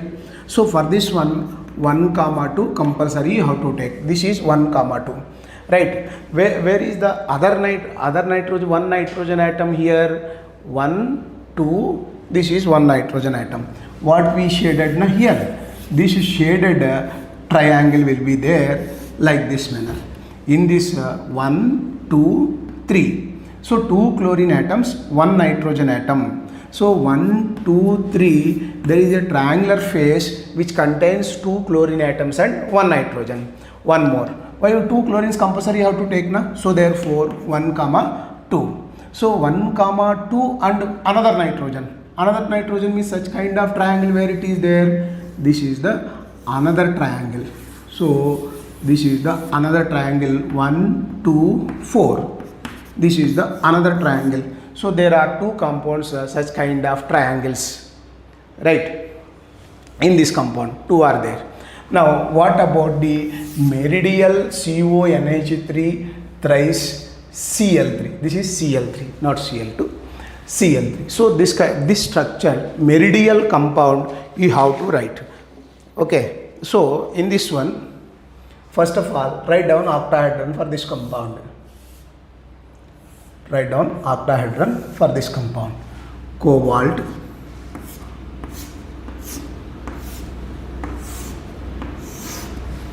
right. Now if you observe the meridial structure, means 2 Cls should be one axis and 2 Cls should make the 180 degrees angle, and the NH3 and one more Cl should form a right angle triangle with that 180 degrees angle. That means here 2 Cls you have to take. These 2 Cl ligands makes 180 degrees angle. Another Cl should make the 90 degrees with this angle. Then this is the meridian form of the 3 Cls. Similarly NH3. These 2 NH3 groups, 2 NH3 with 180 degrees. Third NH3 makes 90 degrees angle. This line, this ligand bond with the cobalt makes a 90 degrees angle with these 2 NH3 bonds. Then the structure is said to be meridian. Then what we have to do here? Chlorine. First you give the numbering first. 1, 2, 3, 4, 5, 6. Right? Our question what it is, you have to take a triangular face. You have to take a triangular face in which 2 chlorine atoms and 1 nitrogen should be there. 2 chlorine atoms, 1 nitrogen should be there.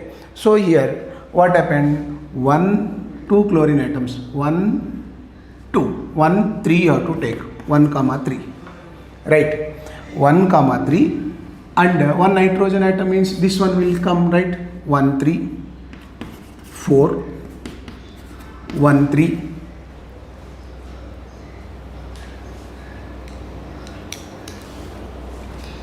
1 3 5, like this manner you have to take, 1 3 5 1 3 6 and 1 3 2, 1 3 2, this one 1 3 2. So total 4 phases are there, right? Next question.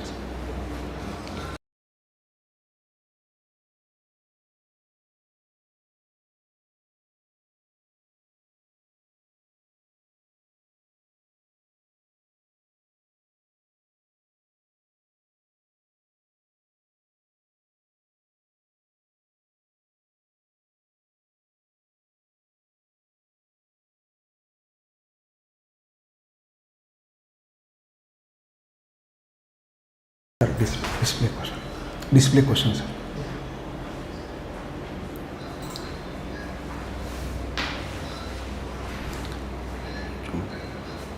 Zoom. I can't see. I have question paper. Sir. 1 second. Yeah. Here, if you observe the question, a known artificial sweetener X is composed of 4-chloro-4-deoxy alpha D galactose and 1,6 dichloro 1,6 dideoxy beta D fructose are joined by glycosidic linkage.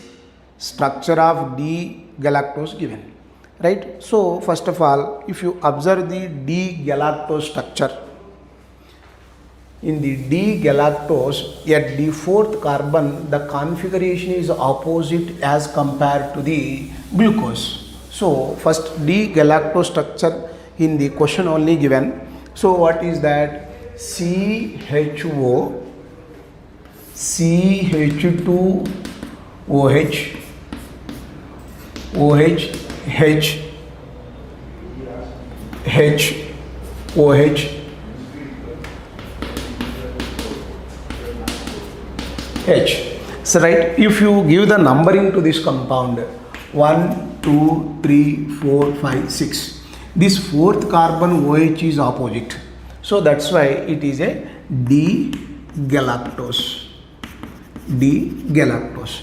And what he is telling that one, 4-chloro-deoxy. That means at the 4th carbon OH is there, O is there, that you have to remove. That's why it is 4-deoxy. And instead of that, what we have to write? Chlorine. Then 4-deoxy, 4-chloro-galactose. Right? D galactose. This one, first of all, you have to write Haworth structure of this compound. So if you write the Haworth structure of compound, the OH groups which are there, that one should be down. You have to write right side what is there, that one you have to write in down. So if you observe the Haworth structure of this compound,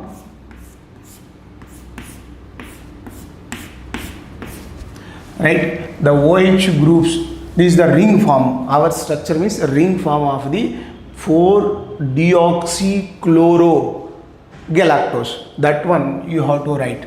So here OH group at the bottom. Why? Alpha compound, alpha D galactose. In the alpha D galactose, OH group at the bottom. Right, remaining things as it is you have to write. How to write? These right side groups you have to write the down of the compound, right? So 1 2 3 4, at 4th position chlorine will be there, right? At 5th position CH2OH H there, right? This compound now we have to write in the cyclic chair form of the compound. The cyclic ring, right, cyclohexane type ring, right, so that you have to write in the chair form of the compound. In the chair form of the same compound, how to write this one? Like this manner you have to write. In this axial and equatorial forms of the bonds you have to write.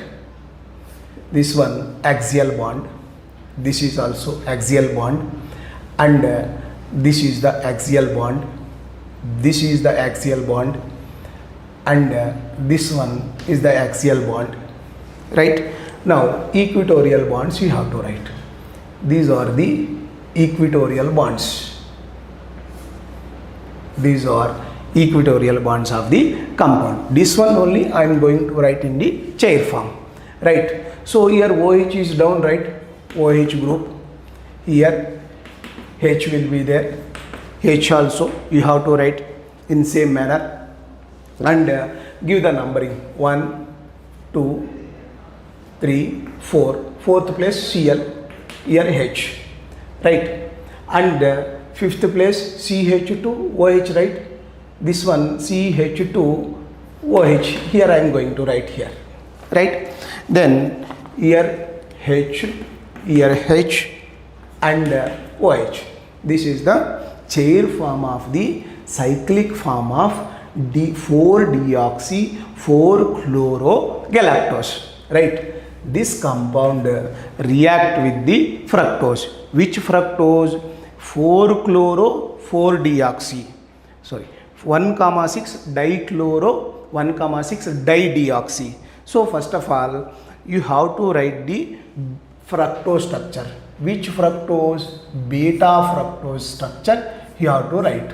This is the fructose structure, okay? And here beta compound, right? Beta fructose you have to write.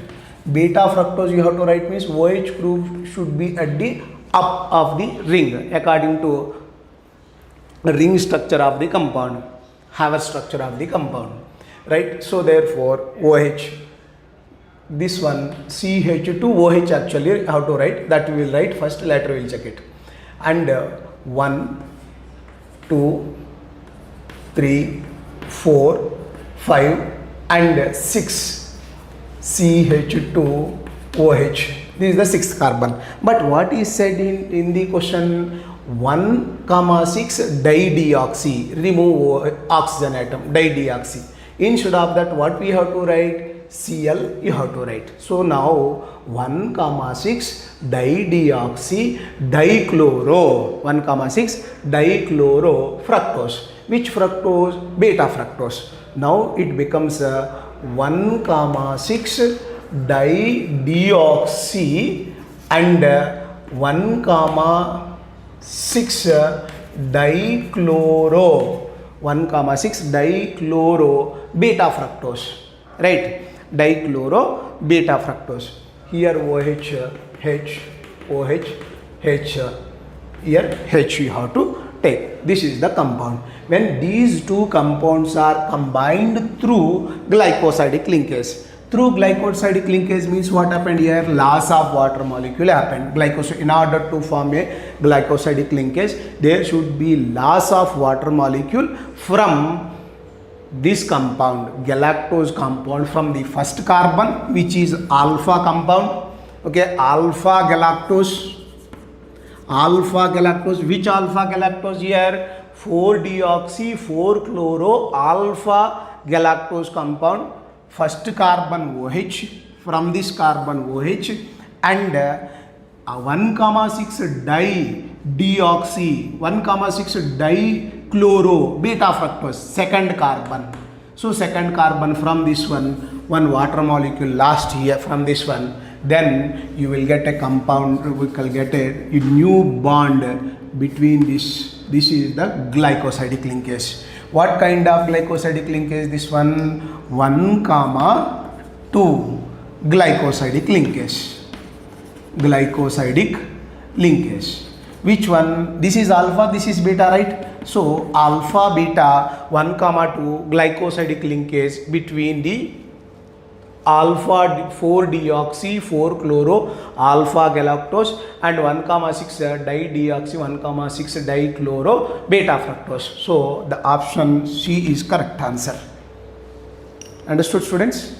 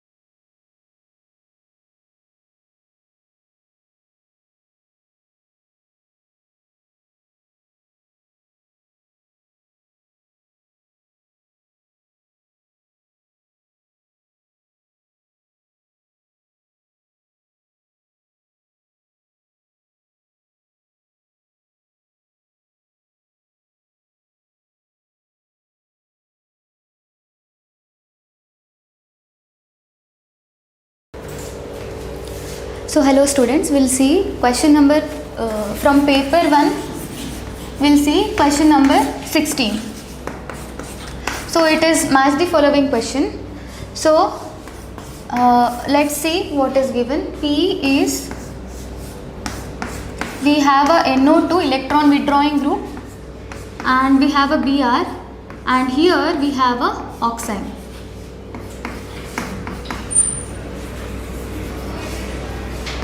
Here we have a oxide. Okay. So and the reagent given is aqueous NaOH. We can say that here in the here we have a electron withdrawing group and we have a kind of quite strong base as well. So here basically substitution reaction can take place and along with that dehydration can take place. So this part will get converted into C triple bond N and this part will get this part will be as it is, there is no change. Here we have a Br which will undergo substitution reaction and Br will be converted into OH. Therefore P corresponds to 1. Next let's check a Q. Q, what do we have is, we have a same thing but same compound we have, but the reagent given over here is different.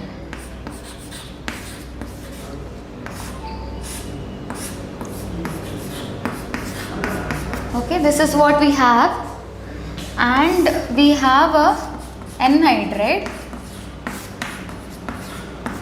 and we have a weak base over here.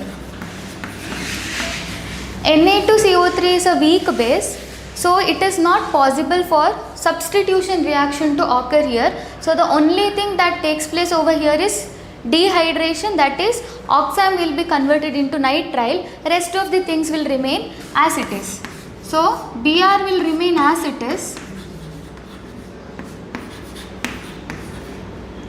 and this will be C triple bond N and this corresponds to 2. So let's write here P corresponds to 1, and Q corresponds to 2. Okay, even though P and Q are the same compounds, here this will undergo substitution because we have a NaOH over here, but this will not undergo substitution because we have a Na2CO3 which is a weak base. Now let's check R. So R, what do we have is similar compound only, but we have one methyl extra.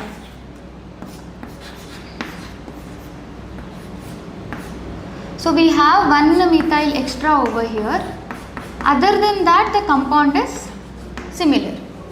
Okay, and the reagent given over here is aqueous NaOH. Now, in presence of a aqueous NaOH, when Br and OH are almost close to each other, what will happen is whatever this OH is there, it will exist as a O minus. Since it will exist as a O minus, the Br will leave and go, and here cyclization takes place. So our answer will be cyclization.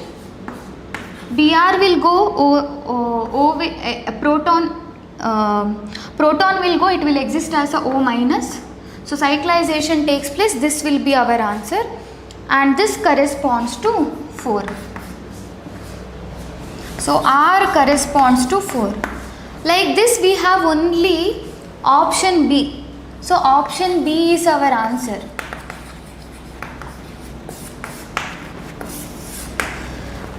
But we can see what will happen in case of a S as well.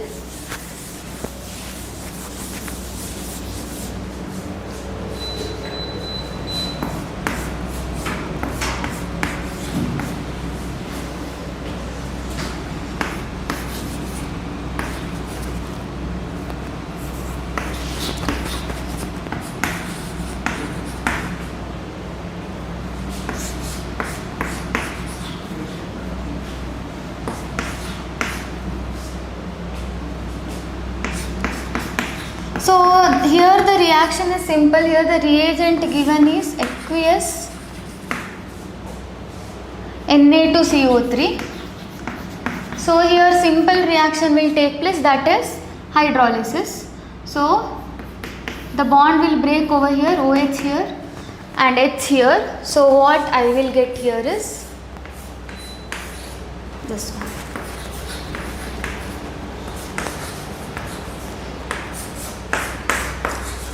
OH. So this will be our answer. This corresponds to 5. So S corresponds to 5. So that will be option D. Thank you.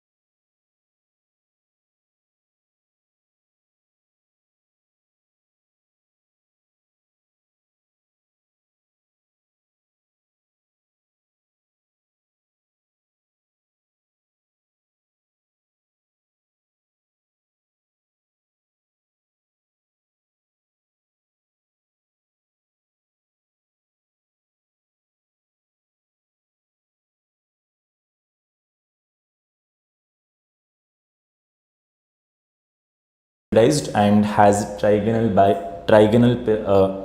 planar shape. So the bond angle here is 120 degree, and the last one NO2 minus. So in NO2 minus, the bond angle is close to 115 degree. In fact, when you draw the structure of NO2 minus, so that will be like this: N double bond O, here NO minus, and there is a lone pair.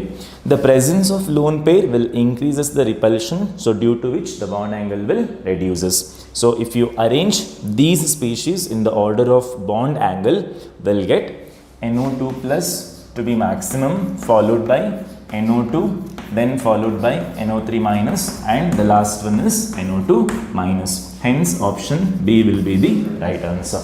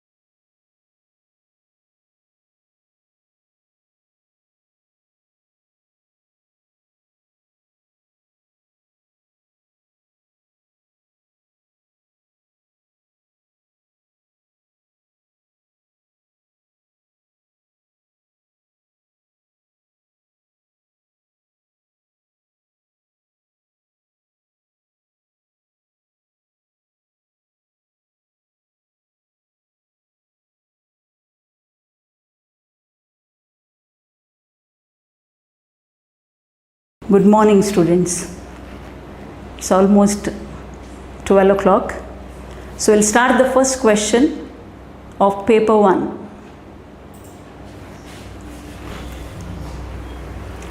So very good question. So the work done is asked. There are 2 steps, initial, then intermediate and final step. This is step 1 and this is step 2. So they have mentioned there are 0.5 mole, number of moles is 0.5 and the temperature is given as 600 and the initial pressure is given as 2 bar. So the pressure 2 bar, the final pressure is P from final pressure P to, the initial pressure of P to final pressure 8 bar. And the reaction takes place at constant temperature and also the reaction takes place at constant pressure. So as a result, the work done in the first step will be minus P external into V final minus V initial. So that will be external pressure is P, V final is nRT divided by P final pressure, that is P, minus Vi is nRT divided by initial pressure, that is 2.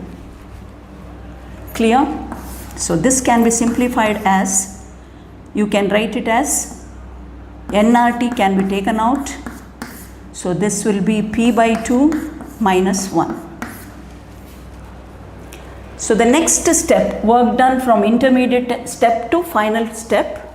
So the second step is, same formula could be used. Now the P external minus V final minus Vi. P external is equal to 8 bar now. So V final is nRT divided by 8 minus V initial will be nRT divided by the initial pressure of the intermediate step, that is 2. So this if you simplify, this is equal to P. So this if you simplify nRT, if you take it out, nRT is equal to, this will be 8 by P minus 1. Now the total work done will be,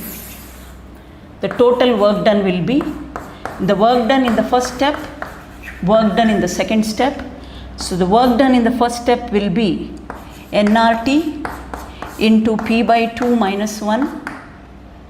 We will add it together, plus 8 by P minus 2 on adding. So they have asked the minimum work done. For that, the condition should be P by 2 should be equal to 8 by P, that is P is equal to 4. So minimum work done will be equal to nRT into 2 plus 2 minus 2, that is 2 nRT.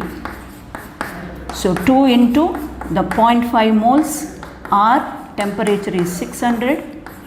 This can be 600 R. The answer is option B. Very simple but very beautiful question from thermodynamics. We will move on to the next question.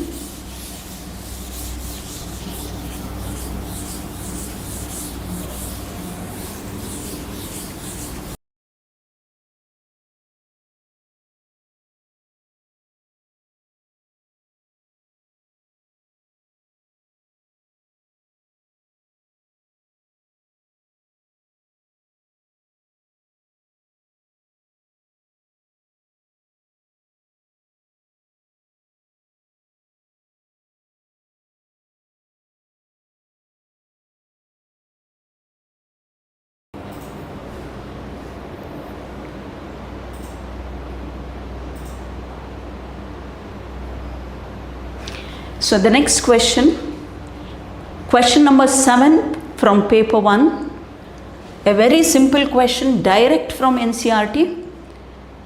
So the reaction between oxygen and PTF6 is given.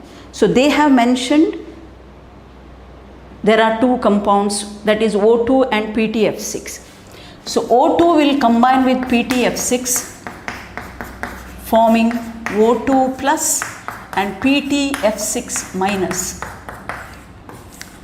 This is the equation which prompted Bartlett to prepare the first noble gas compound. So very important, direct from NCERT, very simple question. Now they have asked, combine this one with chemical bonding. So O2 plus bond order is asked. So it has the configuration, it will have 15 electrons. The configuration is sigma 1s, sigma star 1s2, sigma 2s, sigma star 2s2, sigma 2pz2, pi 2px, 2 pi 2py2 and pi star 2px1. If you consider the outermost orbital, the bond order will be equal to 2, 4, 6, 6 minus 1 by 2, that is equal to 2.5. Therefore, the option A is actually correct answer, 2.5. Bond order is 2.5.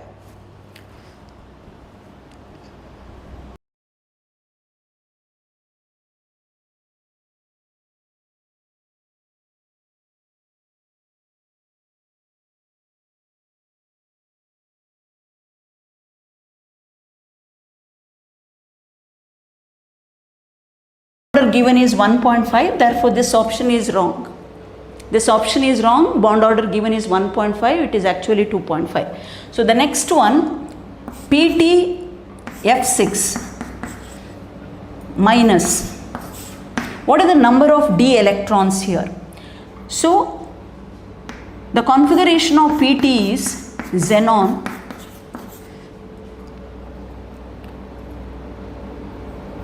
it has d9 electrons and 6 1 and 4f14. So in this compound, the oxidation state of platinum is X is equal to plus 5. So it loses 5 electrons. So those 5 electrons from 1 from here and 4 from here. Therefore PT in the plus 5 oxidation state is D5. D5 system. As a result, the number of electrons present in the d orbital is 5 is absolutely right. Option B is correct. The option C says that PTF6 acts as an oxidizing agent. So that is correct because it oxidizes oxygen molecule. So that is correct. C option is correct. Option D, PTF6 act as a fluorinating agent. In this particular reaction, it is not donating any fluoride ion. It is not a fluorinating agent. Therefore, the correct answer for this question is B and C. We will move on to the next question now.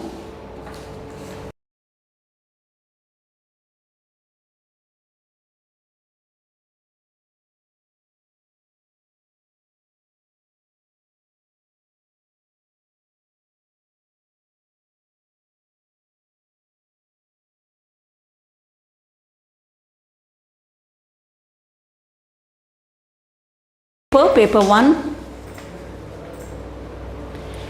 1, question number 13.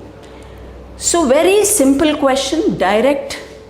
It is related to the enthalpy change and entropy change, but coupled with various other chapters. Very important question. The first one, they indicate that P, physis option.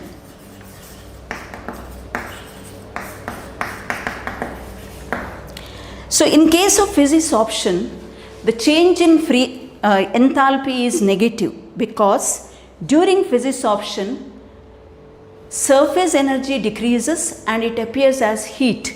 Therefore, delta H is negative. And what about delta S? During adsorption, the number of free molecules decreases. Therefore, change in entropy of the system also decreases. So this is negative. Next we will go to Q. In Q, diamond is converted to graphite, diamond to graphite. Graphite is thermodynamically more stable. This reaction delta H is negative. And if you compare the structure, diamond has 3-dimensional structure, graphite is also has 3-dimensional structure. But if you compare the structure, graphite has something looser structure. This has 3-dimensional network, whereas the covalent bonds are strong. Therefore, delta S also here becomes positive. Entropy of the graphite is more. Therefore, change in entropy is positive. So, we will go to next R.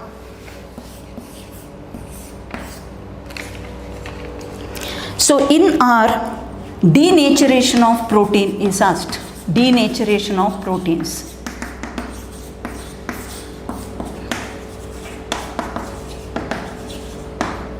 So during denaturation, we are going to heat it. Therefore, delta H is positive. What about delta S? So during denaturation, the structure will be disrupted. Secondary, tertiary structures will be disrupted.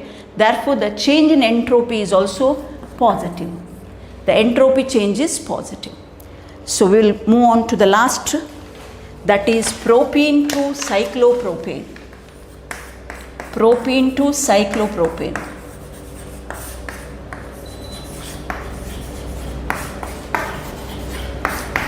So in cyclopropane, there is an angle strain. Due to angle strain, propene is thermodynamically more stable. Propene is thermodynamically more stable. Therefore, this conversion is delta H is positive. And also delta S is negative. Why delta S is negative?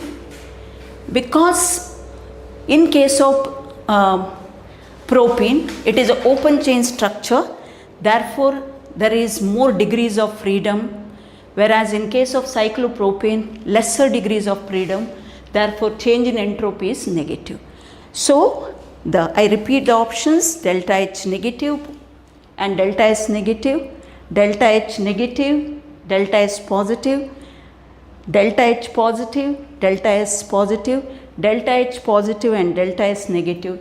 That is option C. Option C. Okay.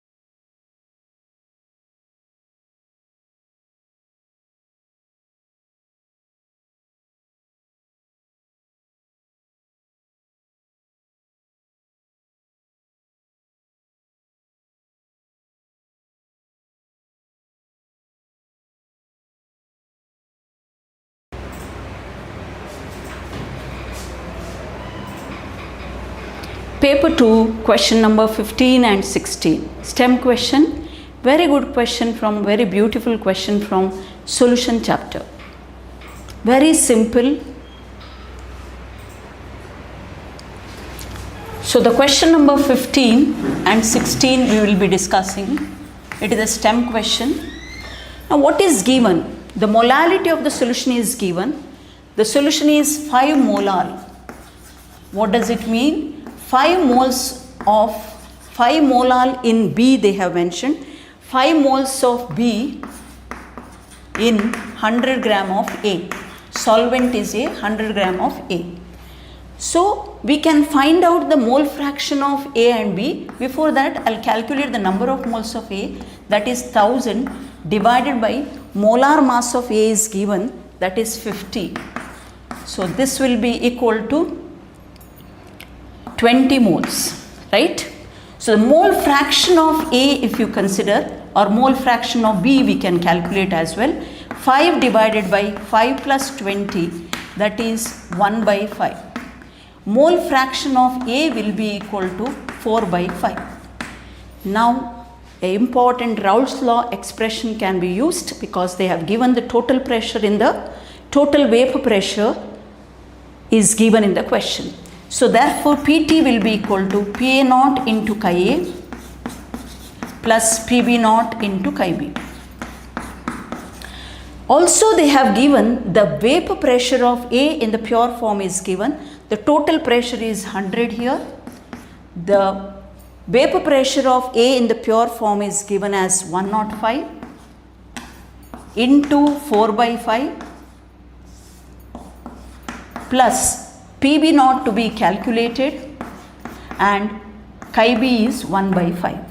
So if you simplify this, PB naught we will get it as 80 millimeter of mercury.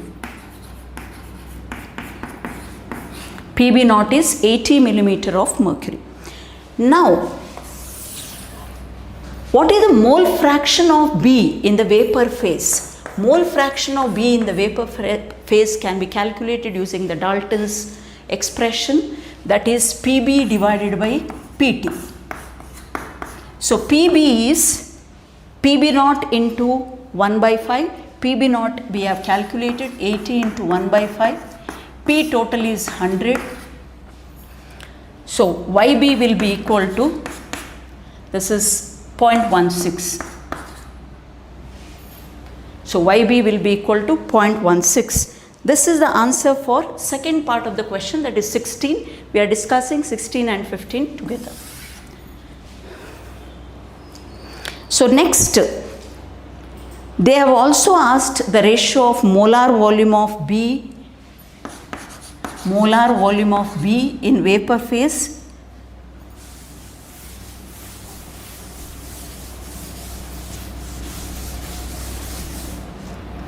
Molar volume of B in vapor phase.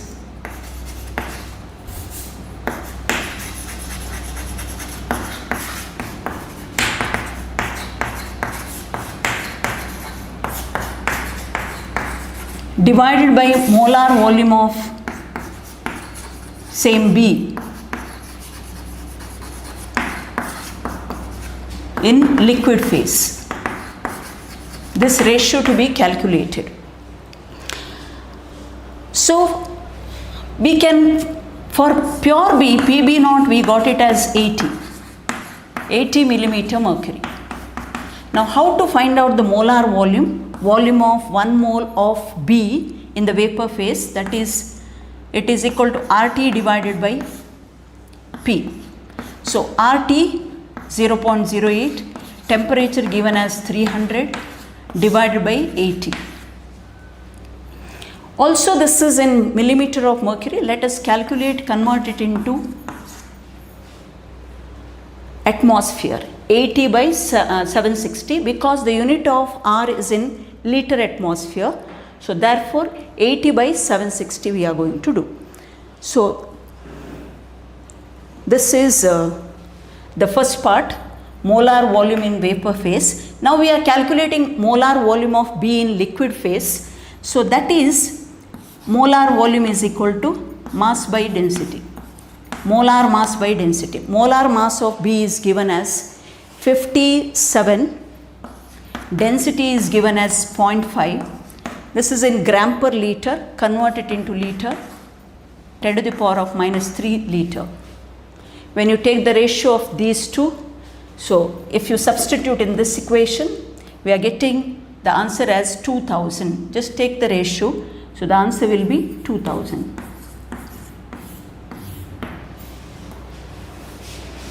That's all. Thank you, students.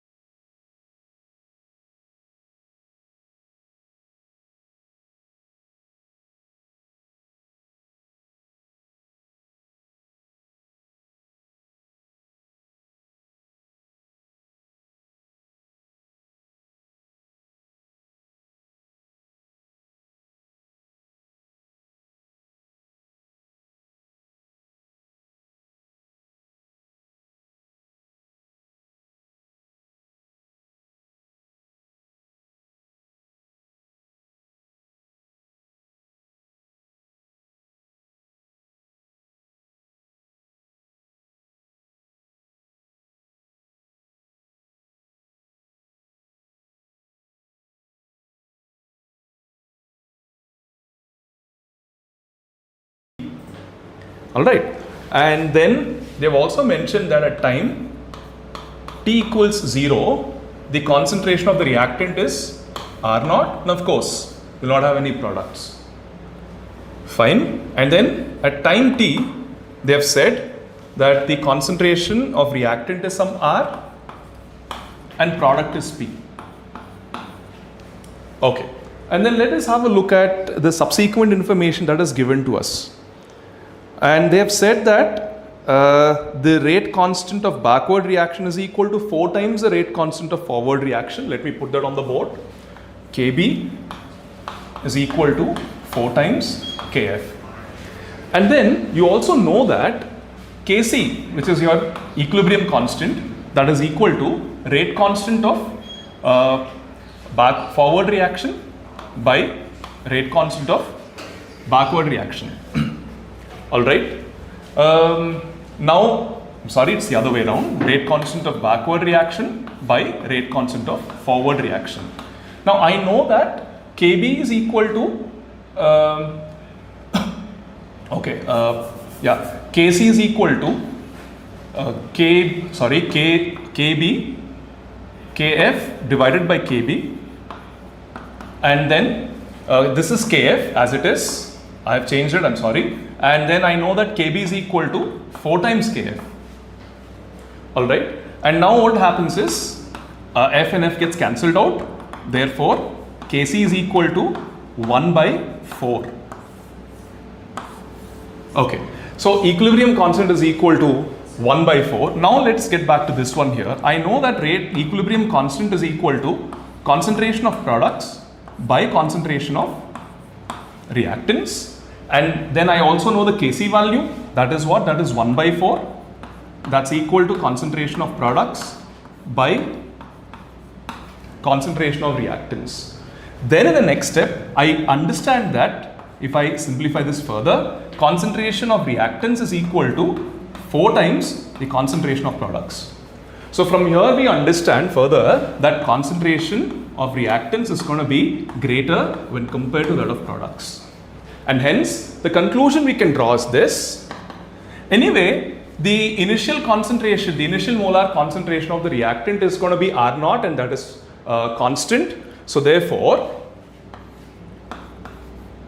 molar concentration of R by R0 is of course going to be greater when compared to molar concentration of product by the initial concentration. And hence, to conclude this, when we draw a graph of molar concentration versus time,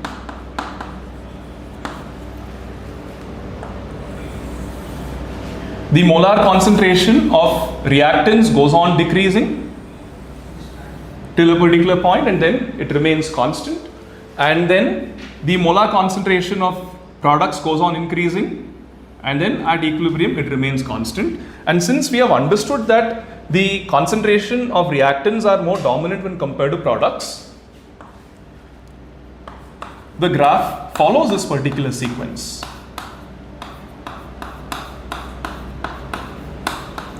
And if you look at these options here, it maps to option C. Now let's move ahead to the next question, which is question number 8 of paper 1.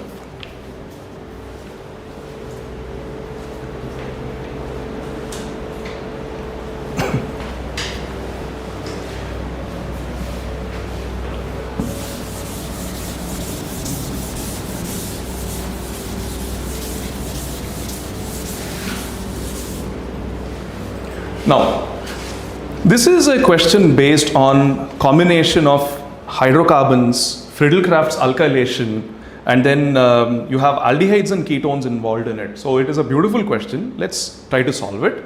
But to begin with, you have a carboxylate. So 1, 2, 3, 4. So you have sodium butanoate. When sodium butanoate is subjected to Kolbe's electrolysis,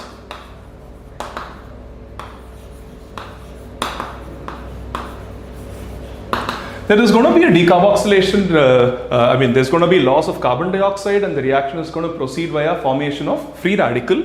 So you will end up in getting a propyl free radical. And two propyl free radicals are going to combine with each other to form N-hexane.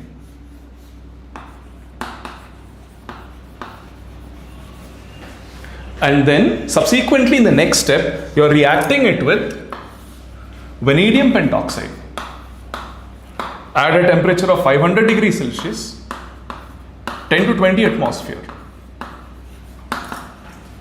So in these conditions, there is going to be cyclization and subsequently aromatic compound is formed due to dehydrogenation. So you get benzene. So this is Q. And then in the next step,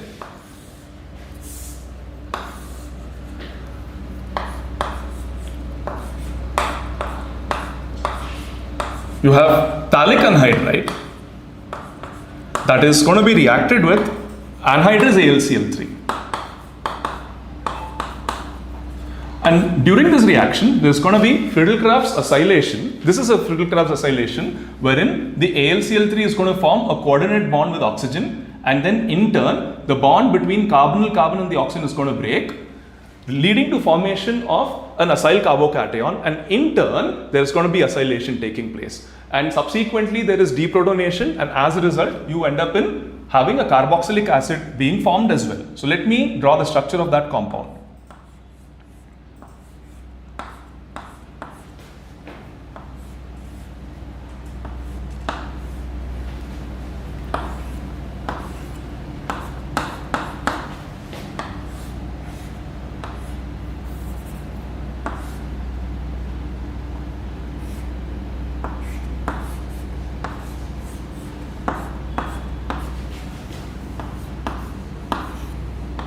Okay, so this is what we get, and that is compound R. And this R is going to be reacted with PCl5. So PCl5 is going to react with carboxylic acid to give us acyl halides.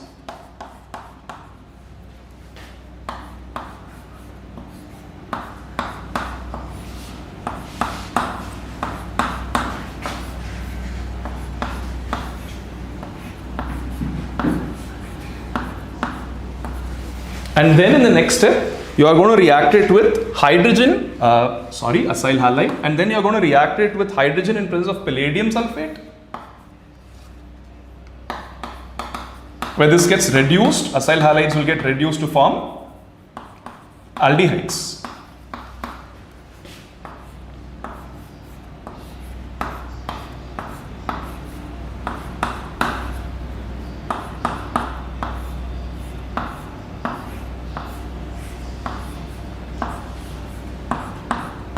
Okay, so now I have got two carbonyl carbons at the end of this reaction, which is S.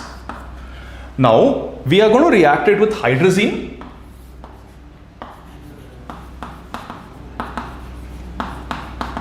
And as you know that hydrazine is going to undergo nucleophilic addition elimination reaction as you are also providing heat. But also one thing has to be noted that in the first step your aldehyde is going to react with the hydrazine to undergo a nucleophilic addition elimination reaction, and then subsequently there is going to be an intramolecular nucleophilic attack, and then the elimination takes place. So this is what we end up in getting.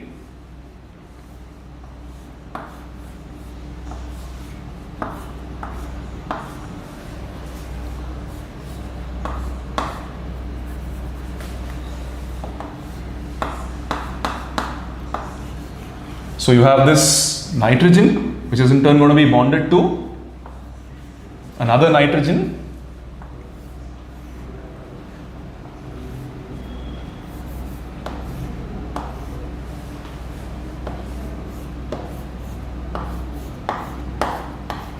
So this is the compound we get.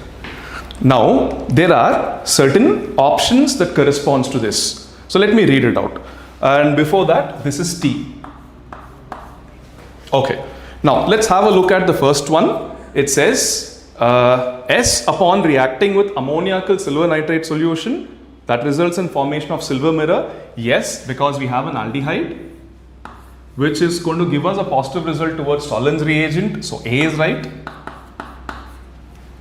And then B, option B states Q on treatment with excess of chlorine gives gemaxane. Yes, that is true, because whenever you are reacting benzene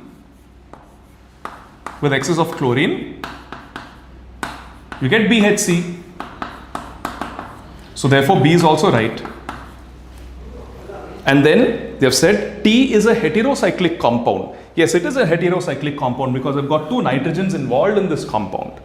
Then next, they have also gone on saying that R upon reaction with R on acid catalyzed intramolecular cyclization and then followed by zinc amalgam. So which means, so when you are going to subject this to reaction with H plus, you will have formation of an acyl carbocation, and then subsequently there is going to be an intramolecular electrophilic attack leading to formation of a cyclic compound. So this is 1, 2, 3, 4, 5 and 6. So you will have a bond being formed between these two sites.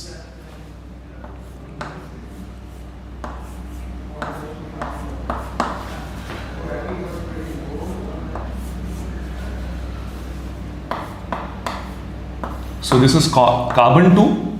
I'll start from here. This is carbon 1, 2, 3, 4, 5.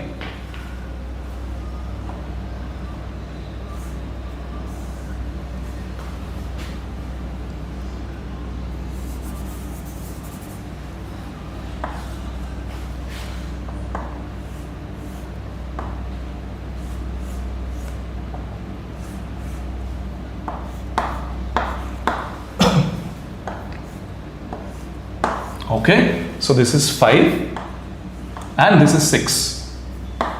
I hope the numbers are visible. Okay, and then subsequently you're going to react it with zinc amalgam and HCl.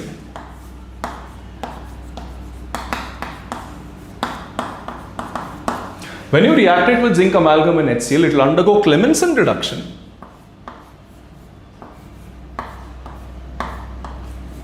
And in Clemmensen reduction, ketones are going to be reduced to respective hydrocarbons, and this is the compound we have got. But then the option says 9, 10 dihydroxy anthracene, which is not correct. So therefore, the correct answers are A, B and C. Let's move on to the next question.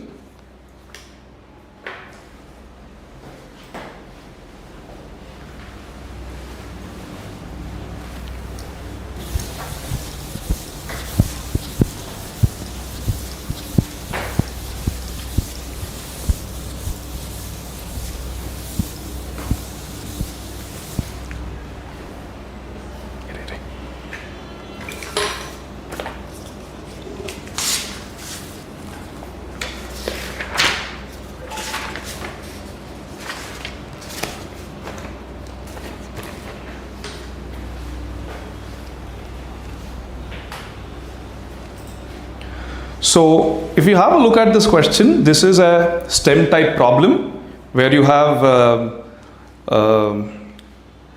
the set of reactions. If you see, we have Friedel-Crafts acylation, and then you have Finkelstein reaction, and then I'll just brush through these reactions first, and then you have Williamson ether synthesis coming into picture,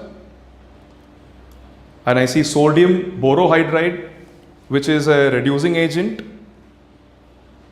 So with this input, let us start solving this question.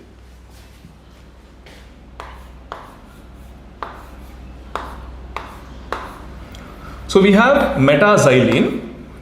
In the first step, metaxylene is going to be subjected to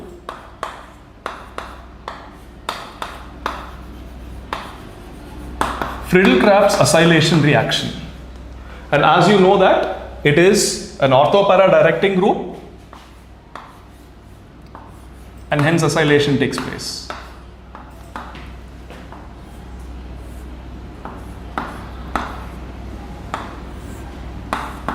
Okay, that's the first step. And then moving ahead further, in the next step, we have NaI, we have I minus, which is going to perform a nucleophilic attack, and Cl is a good leaving group, gets expelled out.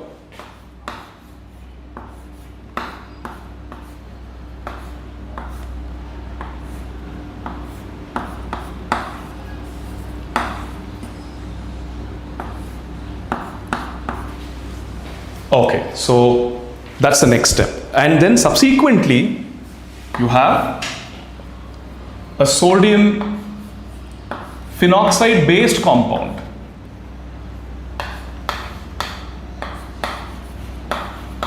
So this is partially positive and partially negative. So this is going to perform a nucleophilic attack. This gets expelled out as I minus.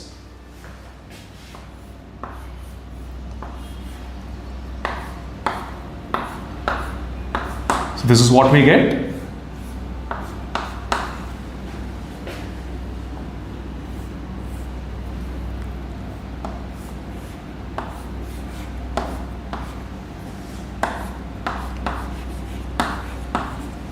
Okay, and then we are moving on to the next part. So this is J. Now you are going to react this with sodium borohydride. Now as you know, sodium borohydride is a reducing agent and it is going to reduce the keto part to alcohol.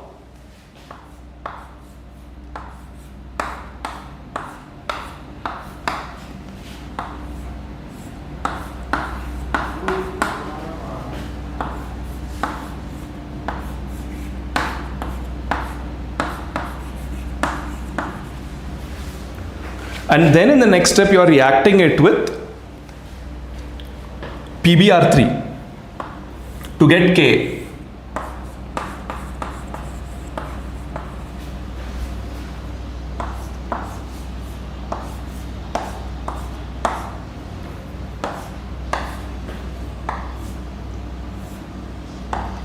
So PBr3 will perform a concerted reaction where alcohols will get converted to halogenated compounds.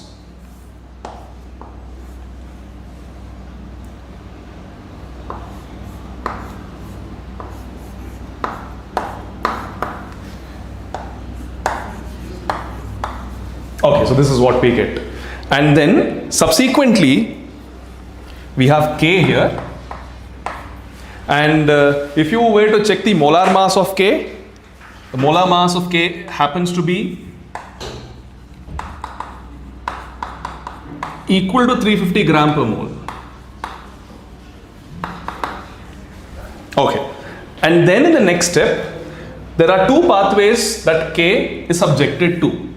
One is you're subjecting it to nucleophilic substitution reaction with excess of ammonia. So ammonia is going to attack this particular site as your Br is a good leaving group, and since you have excess of ammonia, so the ammonium ion that is formed, the substituted, the alkylated ammonium ion that is formed is eventually going to have acidic hydrogen, which is in turn where ammonia is going to in turn abstract that acidic hydrogen to give you an amine, a primary amine.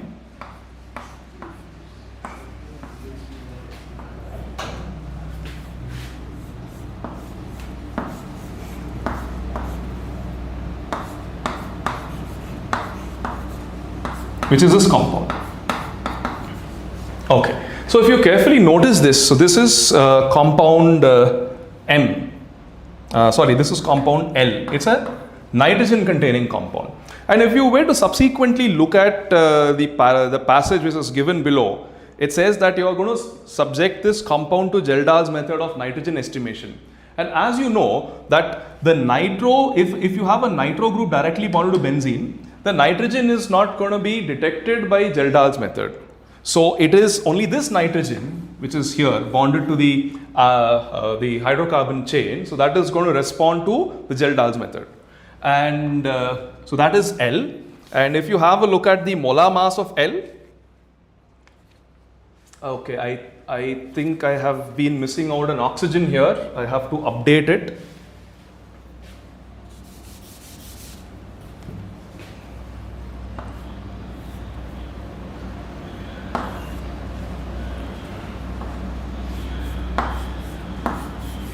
Okay, so oxygen all over.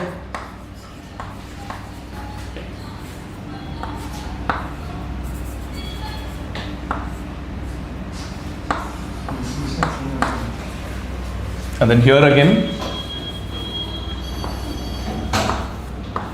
Okay, so subsequently here as well.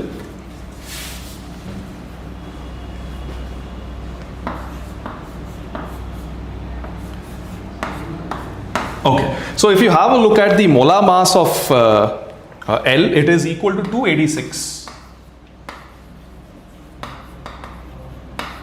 Okay, and then the next reaction that you're subjecting K to is with a sulfur based compound.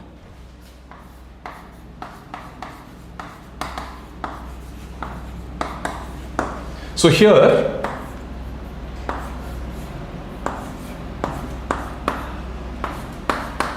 so this is going to act as a nucleophile. It is going to perform a nucleophilic attack and then it is going to expel the Br out.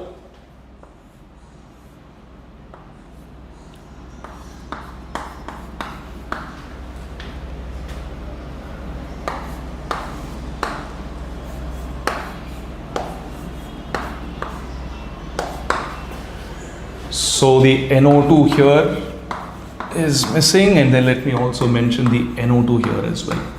Okay, so this is M, which is the last compound, sulfur containing compound, and the molar mass of this is equal to 379.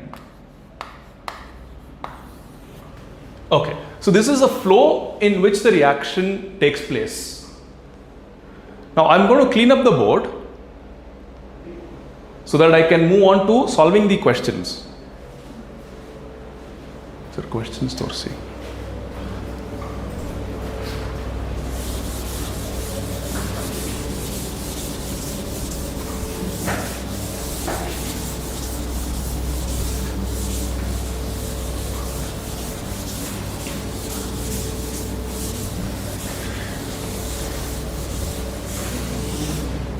Okay, so I hope you have understood the reaction. Now it's time for us to have a look at the calculations.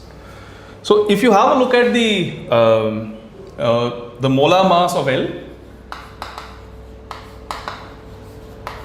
that was equal to 286 after the calculation.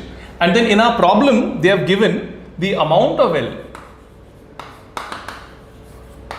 to be equal to 5.72. So therefore, upon calculating the number of moles of L, which is equal to 5.72 divided by 286, you will end up in getting 0.02. Now moving ahead further here, so L had an amino group, isn't it? There were two nitrogen atoms in L. So out of the two nitrogens, it is just the the amino group alone which is going to give you a positive result and detected by your Geldar's method. So therefore, I can say that 1 mole of L gives me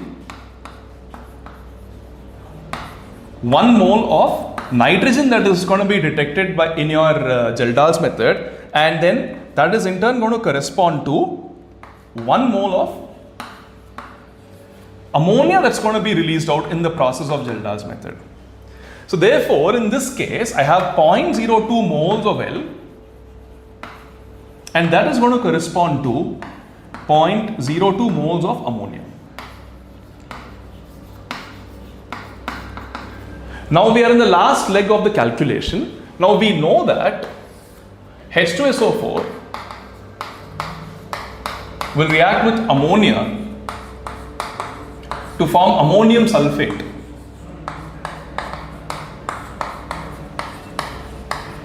And then we have 2 moles of ammonia here.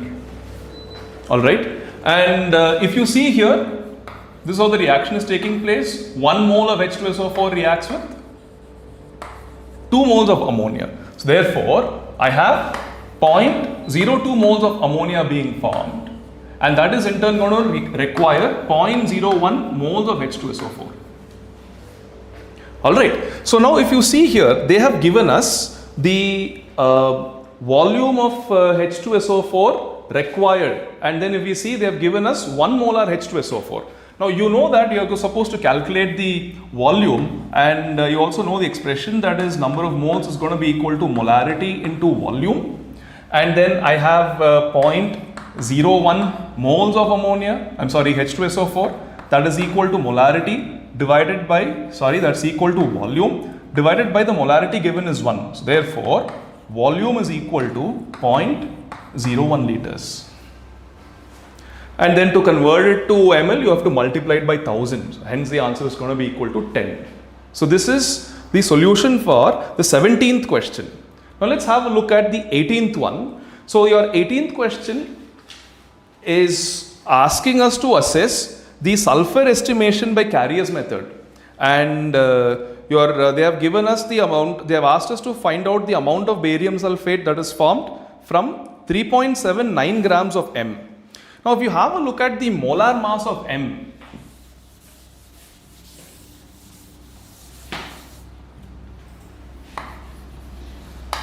the numbers are good here. Molar mass of M happens to be equal to 379. And then they have asked us to find out the amount of barium sulfate formed from 3.79 grams of N. So therefore, number of moles of M is equal to 3.79 divided by 379, which is in turn equal to 10 power 2 moles. And we can also say that in my compound, which has 1 mole of my compound,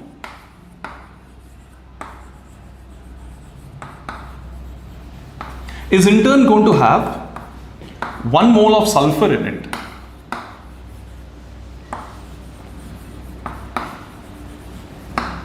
And therefore, 10 power 2 moles of M